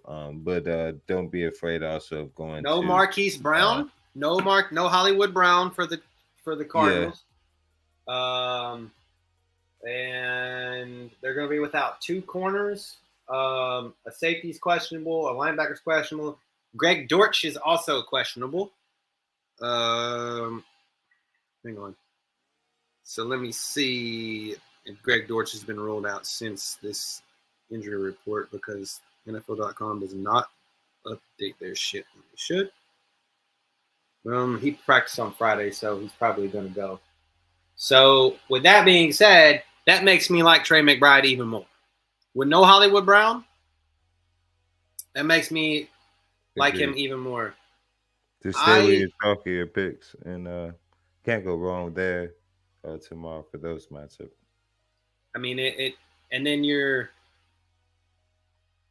I think you might be able to get a little exposure to Greg. If Greg Dortch plays, I think Greg Dortch is probably pseudo number one. Rondell Moore is number one. Both of these dudes are sub 1% owned. And then Michael Wilson is up here. He's like 5% owned. I think they're that just again makes me like James Conner even more. Without Hollywood Brown, this is Kyler Murray doing it with his legs, getting the ball to James Conner, and throwing the ball to Trey McBride. That's pretty much it. And then you're filling in if you're in an afternoon slate with the Greg Dortch and the Rondell Moore, and on the Chicago side, um, I mean Justin Fields. He could be chalk that you might need to eat at quarterback. He's definitely a cash play quarterback tomorrow, especially. I like him even better because he's afternoon, so you know what you got to have by the time you get to the afternoon window, especially if you're looking at a chalk play. I mean, in a cash play. So he's a good cash play, I would think tomorrow for sure. Because like we always say, he can do it with his feet, do it with his arm when he wants to. Um, Defense wise, I don't personally think you might be able to go wrong if you just kind of snuck in a Cardinals defense. I mean, their ownership's like 4%, just because Justin Fields has a tendency to turn the ball over sometimes. So, Yeah, but other than that, I 4 points to the Bears. It's in Chicago. I think that's fine. I think that's a viable number. Maybe 3 points. I don't know. Maybe you could say Arizona covers this ball game at 3 points, just for the simple fact of the matter is it could come down to a field goal. You know, I yeah, I like I'll be that. I ambitious. like I'll be ambitious and say Chicago. that I'll be ambitious and say Chicago wins, but the Cardinals cover 4 points. So I'm not, like I said, well, I'm not a sports betting person, but if I'm picking against the spread, I'm saying I think Kyler's a better quarterback than Justin Fields. I think he's going to put them in a better position, and I think that they have a better kicker, even though that the Bears just paid Cairo Santos like a four-year deal, which is weird. Okay. Last game on the docket. Highest over under at 49 points. The Jimmy Johnson Bowl. Dallas Cowboys at the Miami Dolphins. You got to get exposure to this game. Yeah, it's just Yeah, one of I'm those sure you just got to get everyone's definitely exposure. gonna have those in their lineups tomorrow. Definitely for that afternoon slate. But don't be afraid to get different just because of that fact. You can't go wrong with having a having other players from the other teams because you know that this is going to be heavy. But of course, from a football perspective, this is the matchup everyone wants to see tomorrow.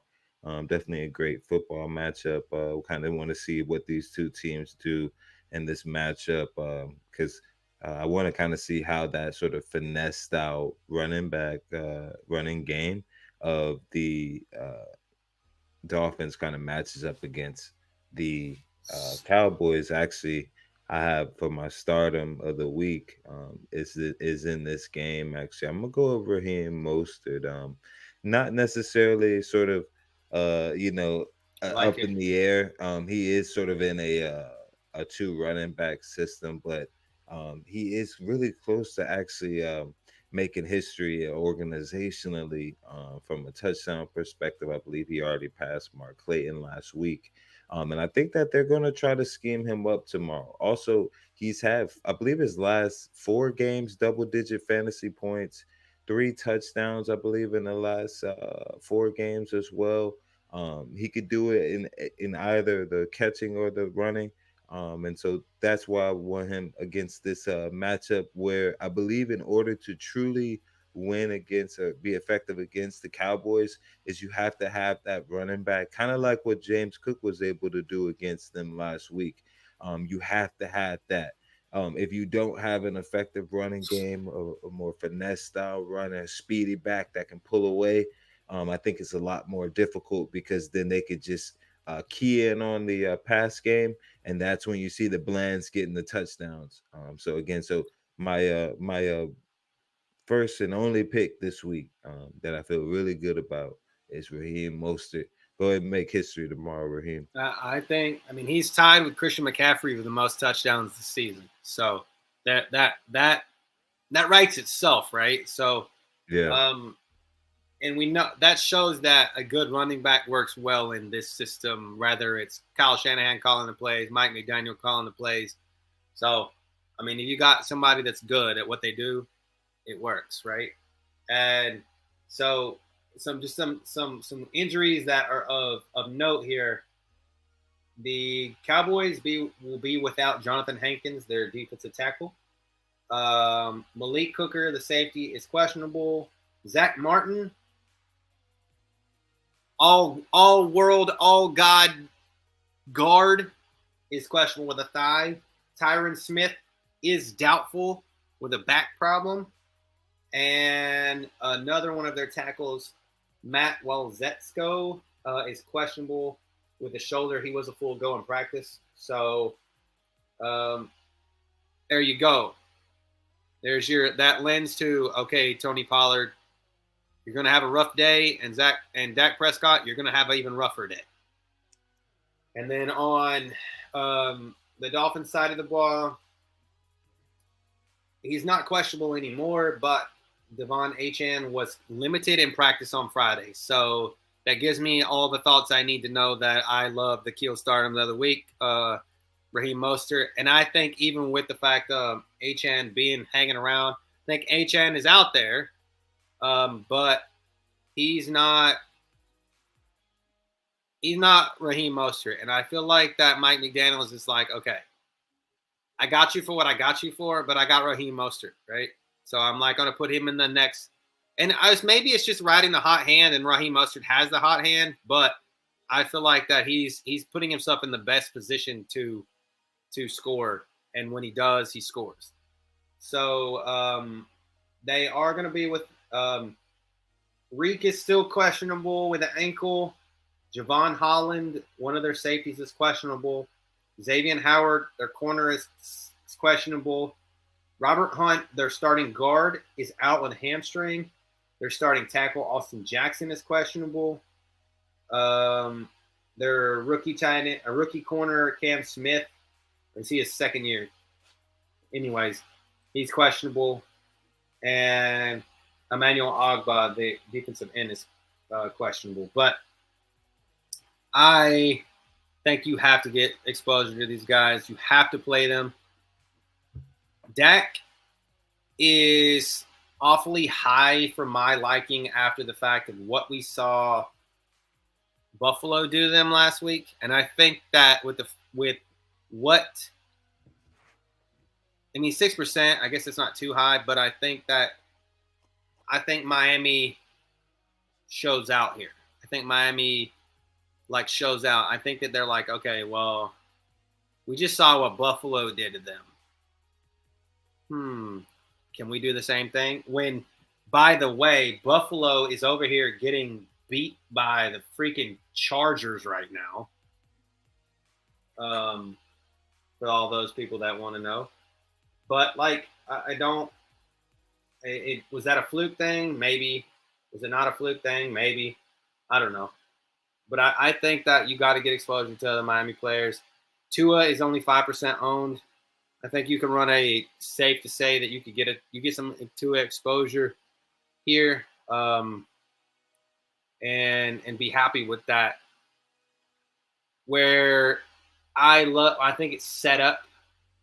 Phil probably would say, hey, go the opposite way because it's another one of those backfields with two running backs. I think you got to get Raheem Mostert exposure. And in a 150 max, you got to get exposure to Achane also. But I think you need to get exposure to both. And then you could get you could, in 20 max, you get exposure to Raheem Mostert or HN, either one. Try not to run them in the same lineup if you can. But I think that's viable. And then for wide receivers, Reek is 13% owned because we know he would be. CD is the third highest owned wide receiver at 16%. CD has just been doing crazy things all season. I mean, he's probably going to be Jalen Ramsey bait tomorrow, but are we going to see who's better? He's either going to be, it could be Xavier, but Xavier's, like I said, he's questionable with a hip injury. So that kind of lends to, okay, well, let me try to line up on the side of the ball where he is, and Dak could try to pick and choose, right? I think you got to get exposure. He's probably chalk you need to eat tomorrow. Jalen Waddle, even though people are shying away from these because of what the Deron Blands and the Stephon Gilmores have done this season against the pass, I think you need to get some exposure to Jalen Waddle. He's only 8% owned. And then coming down here to people on the Dallas side of the ball, like Brandon Cooks, only sub 5% owned. And then even guy like Michael Gallup is sub 1% owned. And then somebody that Phil likes on Dallas, Kevontae Turpin. Turpin, all he takes is one or two deep catches, and then, or in his case, he's a punt returner, kick returner. He gets points. He gets points as a punt returner and a kick returner for DFS. Now, for season long, I think it's probably temper your expectations, like to the CDs, the Reeks, and Waddle. Waddle, if Reek doesn't play, or possibly even if he does play, because if Reek is hobbled with that ankle, he could just be decoy, right? They just put him out there as a decoy play. And Jalen Waddle is getting there, eating all the catches. Also, Braxton Berrios, if you need to get different pick, I just like what he's doing, and he's sort of that go-to whenever Tyreek may be out. He's that next up mid on the list there. So I like the routes he runs. As far as for kind of getting open in a scheme where they do kind of have pretty lockdown corners at the 1-2. That opens up the 3. So that's why I feel like 1% owned. Braxton. Yeah. And then that could open something up for him. He's also he has an Instagram or some social media following. So they may set it up as well for that. And Cedric Wilson, revenge game for Cedric Wilson there. He's sub 1%, sub 0.5% owned. So he was on the field quite a bit last week in place of when Reek wasn't out there. Full PPR, Chubbard or Achane. Also, should I drop Jacoby for the Bears defense? I have the Ravens, or drop Jamar since he might not play next week too. I would never drop Jamar Chase. He shouldn't be dropped. He's probably not droppable anyway. If it's I know I can't drop him because I have him and he's not dropped. I don't think he's on the droppable list.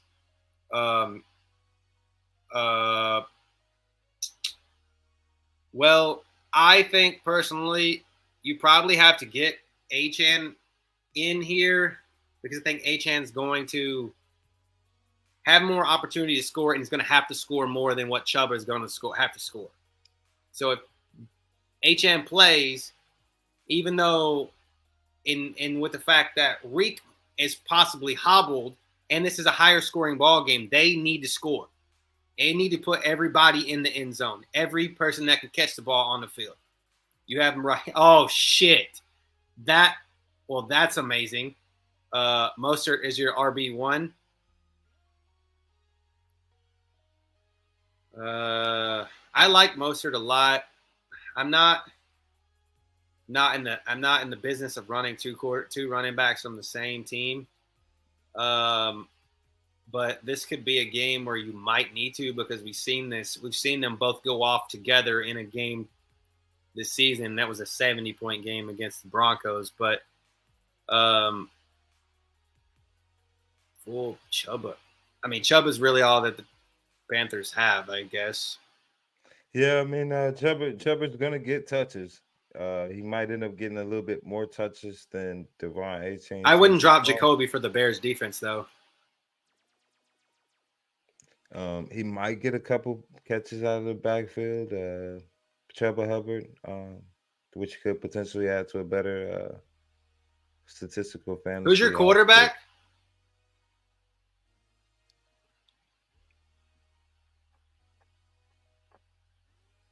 I think also I will keep Jamar Chase as well. I mean, because stay with the Ravens against the 49ers.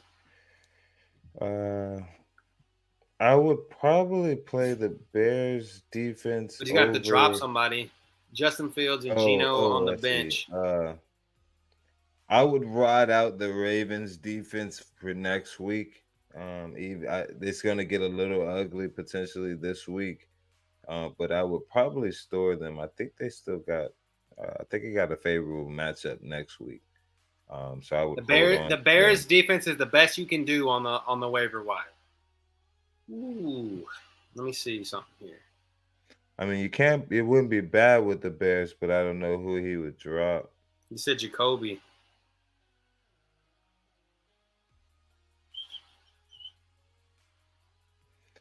But I like Jacoby Myers too. Sometimes he has those games, man. He'll just go off. Didn't he go off against the? I mean, I guess the Bears defense is done. They put up 14 points out of the last. 15 points.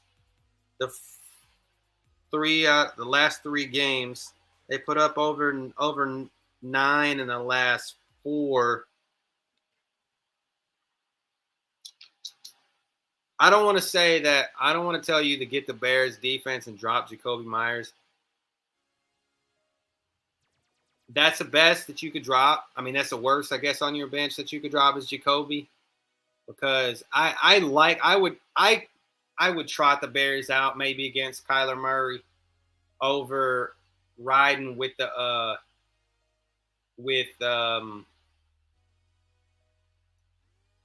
Ravens against the 49ers, but it could be my bench for damn. That's a small bench. You don't got an injury reserve spot? You got an injury reserve spot. I'm shoving Jamar Chase. My wide receivers are Ayuk and Ridley. Oh, shit. Damn. If you had an injury reserve spot, I'd just tell you to Jamar. Smith. Justin Fields gives you more of the scrambling option. I think that I'm dropping. In this case, I'm dropping Geno and hoping for the best. Would you? Run the Bears defense for this week to take out the Ravens. 16 team. Oh yeah, that's right. You're in that 16 team league. That would be sort of because let's look. Okay, so the Bears have Arizona, Atlanta, and Green Bay the next 3 weeks. And then Geno and the Seahawks, Seattle. Let's see. They got at Tennessee, Pittsburgh, and at Arizona the next 3 weeks. Well, I can tell you this one thing. Justin Fields has, I think, a higher upside going forward, because just for the simple fact of the matter is Geno Smith did not start last week and Drew Lock beat the Eagles. That's me. That's me telling you that, and Geno Smith, that little win there puts in the back of Pete Carroll's mind that Geno Smith comes in and doesn't move the ball, doesn't put them in the best position to win. Oh, Drew Lock beat the Eagles. Single-handedly beat the Eagles, put the ball in JSN's hand, and won the ball game. I'm just saying, I think I'm dropping Geno here and picking up a defense, and then hoping that Geno, if you need a quarterback, that he's there.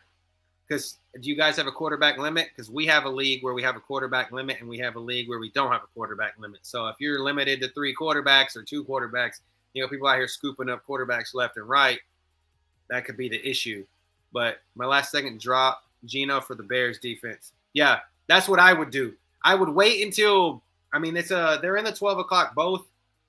or the Bears defense is in the in the late window, but the Seahawks in the front end. So I would wait till the right as it 12 o'clock or 1 o'clock, wherever time zone you're in. I would drop Geno right then, pick up the Bears defense.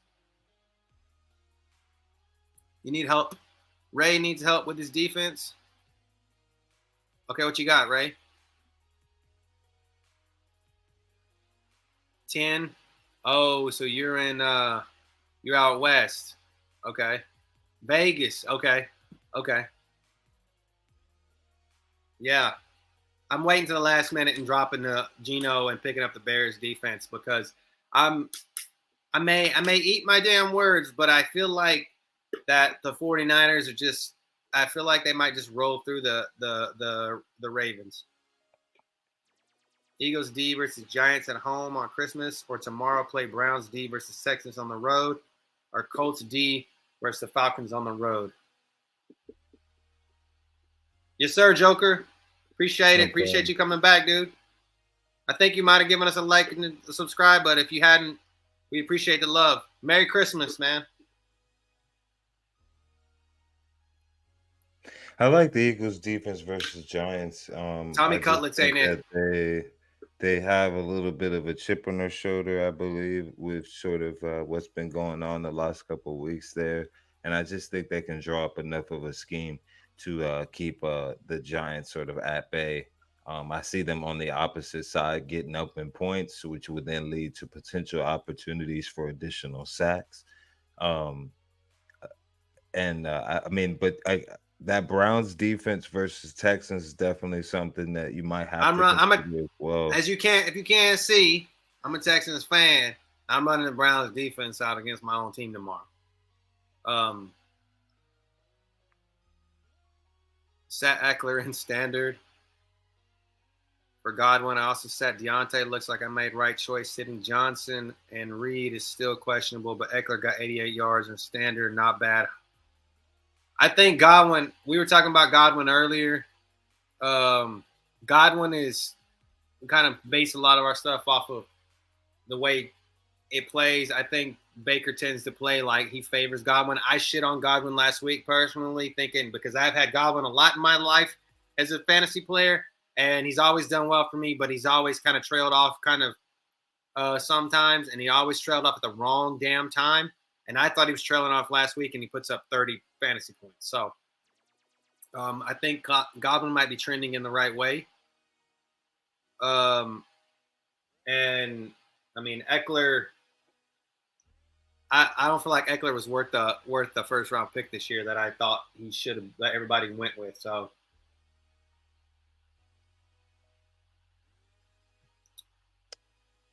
What do we have on this one? Should I trade away DK and Pacheco for Mike Evans PPR? No, I'm giving up a lot of Pacheco sitting on my bench anyway, and I want to upgrade DK. I mean, Mike Evans is Mike Evans, man. Mike Evans is consistently a 1,000-yard receiver, and I feel like Baker Mayfield finds his way to get him the ball. But you're giving away a running back. Who's your other two running backs? It's got to be somebody. I'm hoping it's somebody like a Mostert or a CMC or somebody that's a pure number one, like a James Cook or I don't know. Who's your quarterback too? Sort of also believe in kind of doing trades this late. If you're late, yeah, that's a, and you have JT, Bijan, and Gibbs. Woo. These are questions coming in hot and heavy right now. Yeah. If your league lets you trade, that's Evans. Crazy. I wouldn't trade for Mike Evans. Not that I'm against Mike Evans. I have him in my 10-man league. He's been a great player. But I think you have a lot of value with DK and Pacheco. It also gives you options from a flex perspective as well. So I would hold on to them. Again, I just think that if your team is in playoff position this late, it's probably not best to kind of, I know it's weird, but mess with the team chemistry a little bit. I think you should just roll with what you have from that standpoint. It's just a matter of trying to stack it up as far as for what's going to maximize your Pacheco, point totals for that week. Pacheco's his when he comes back, I mean he'll be back. I think he'll be back this week. I think he's going to come back into that number one role, and it sets up well for him going forward. McKinnon's out this week, and so I don't know if they go to Edwards or Lair that much over Pacheco, which then lends to additional potential touches, production. Vegas, Cincinnati, and the Chargers, back to back to back. I mean, that's Pacheco. That's got Pacheco ball written all over it. With the fact of that, Patrick Mahomes is kind of turning the ball over more than what we expected him to. Ridley or London on full PPR this week. Hello, Connor. That's a little bit of a toss-up. Ridley has a tendency of popping up, but then he will go away for weeks on end, which makes it a little bit harder for me to predict than that matchup. But I believe the Falcons have the Colts, and I think that matchup lends a little bit more friendly for London to have a little bit more production, definitely more target share. It's possible that really might get taken away just due to the way the scheme of the defense works out tomorrow. So, and also the quarterback throwing to him is coming off of a concussion with Trevor Lawrence. And so, again, I just don't want to necessarily tell people to start players in that type of situation. Whereas with London, he has a little bit more of a stable quarterback that wasn't on the injury report this week. So I would rule out London. London's had some pretty good productive games this week, a lot more productive games than Ridley has. So from that standpoint, I feel a little bit more comfortable going with London. With London, with Heineke, he had in week 8, he went 5 for 55, and then he missed week 9, and then week 10, he went 3 for 36. So that was against Tennessee in week 8 and Arizona in week 10. I feel like they're going to have to score because both of those teams didn't really score because Kyler wasn't back at that point with Arizona, and Tennessee is just Tennessee. So I think I personally think London's probably, because he's number one there, right? Heineke's got to get in the ball. And I feel like Arthur Smith's going to have to be scheming for his job here. So London's probably where I would go. But Ridley's not bad either.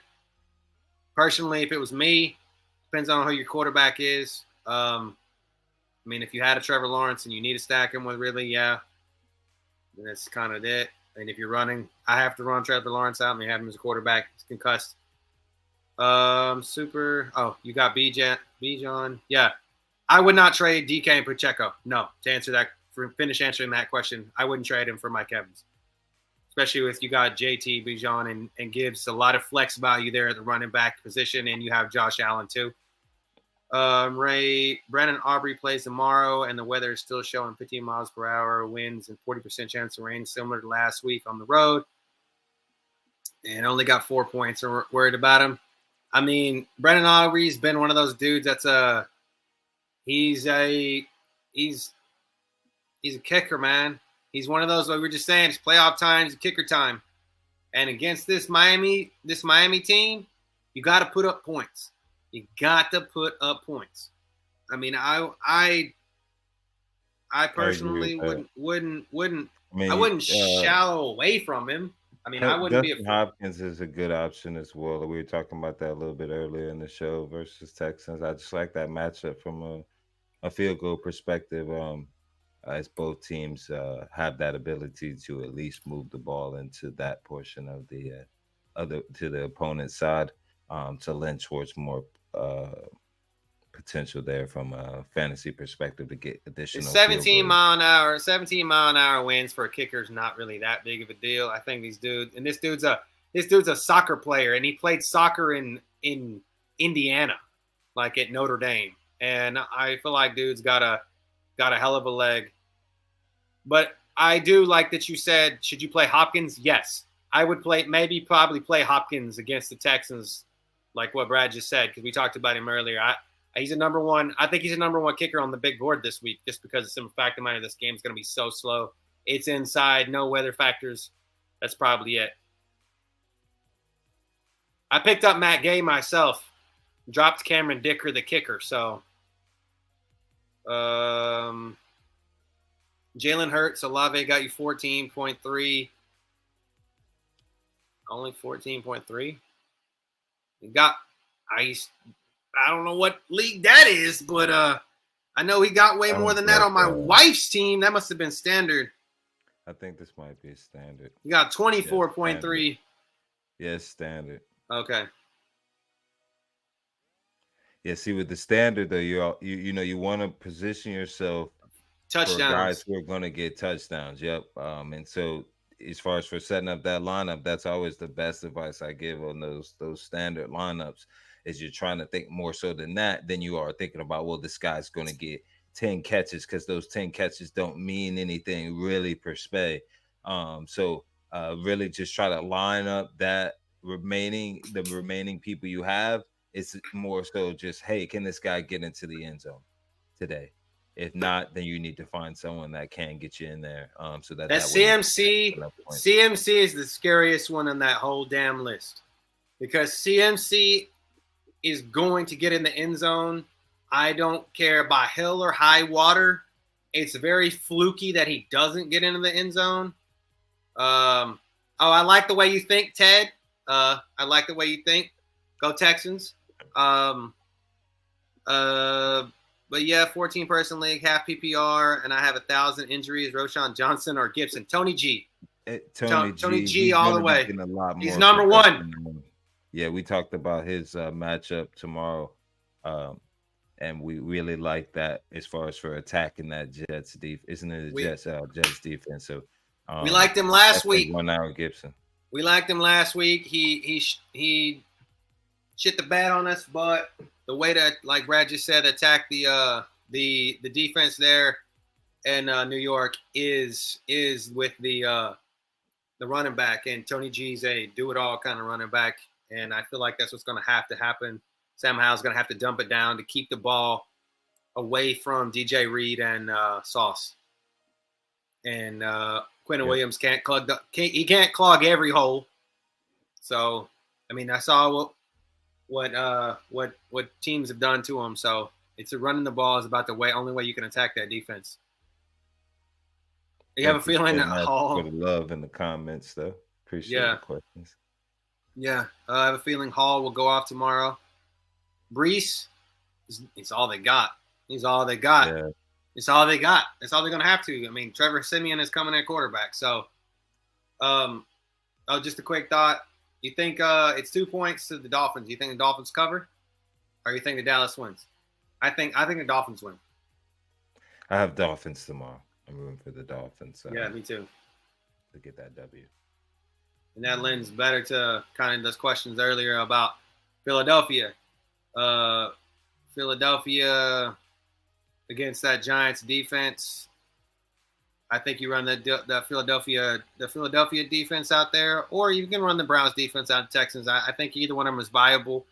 I think that Tommy Cutlets might be running out of magic cutlets, especially after he fired his agent, the guy that wears the Italian hat and shit, because he was going to charge $20K for a visit at a pizza parlor and didn't ask him. So you think Dallas wins after getting punked last week? I think they have a bounce back game.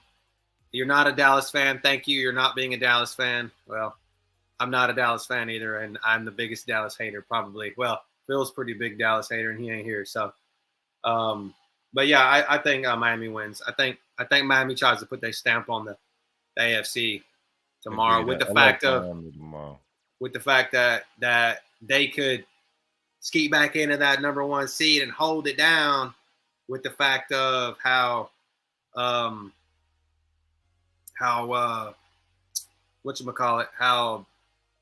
Baltimore could get beat by San Francisco. So, but yeah.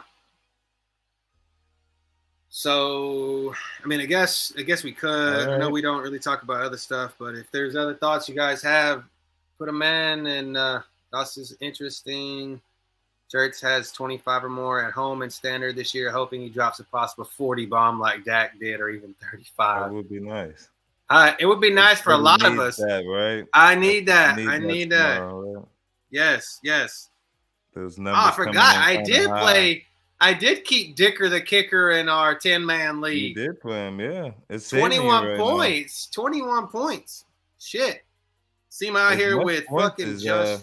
Your opponent is put up, but it's still showing you got a really good shot. It's interesting about that because there's a lot. It's because I put all the points up last week. That's why. I got you.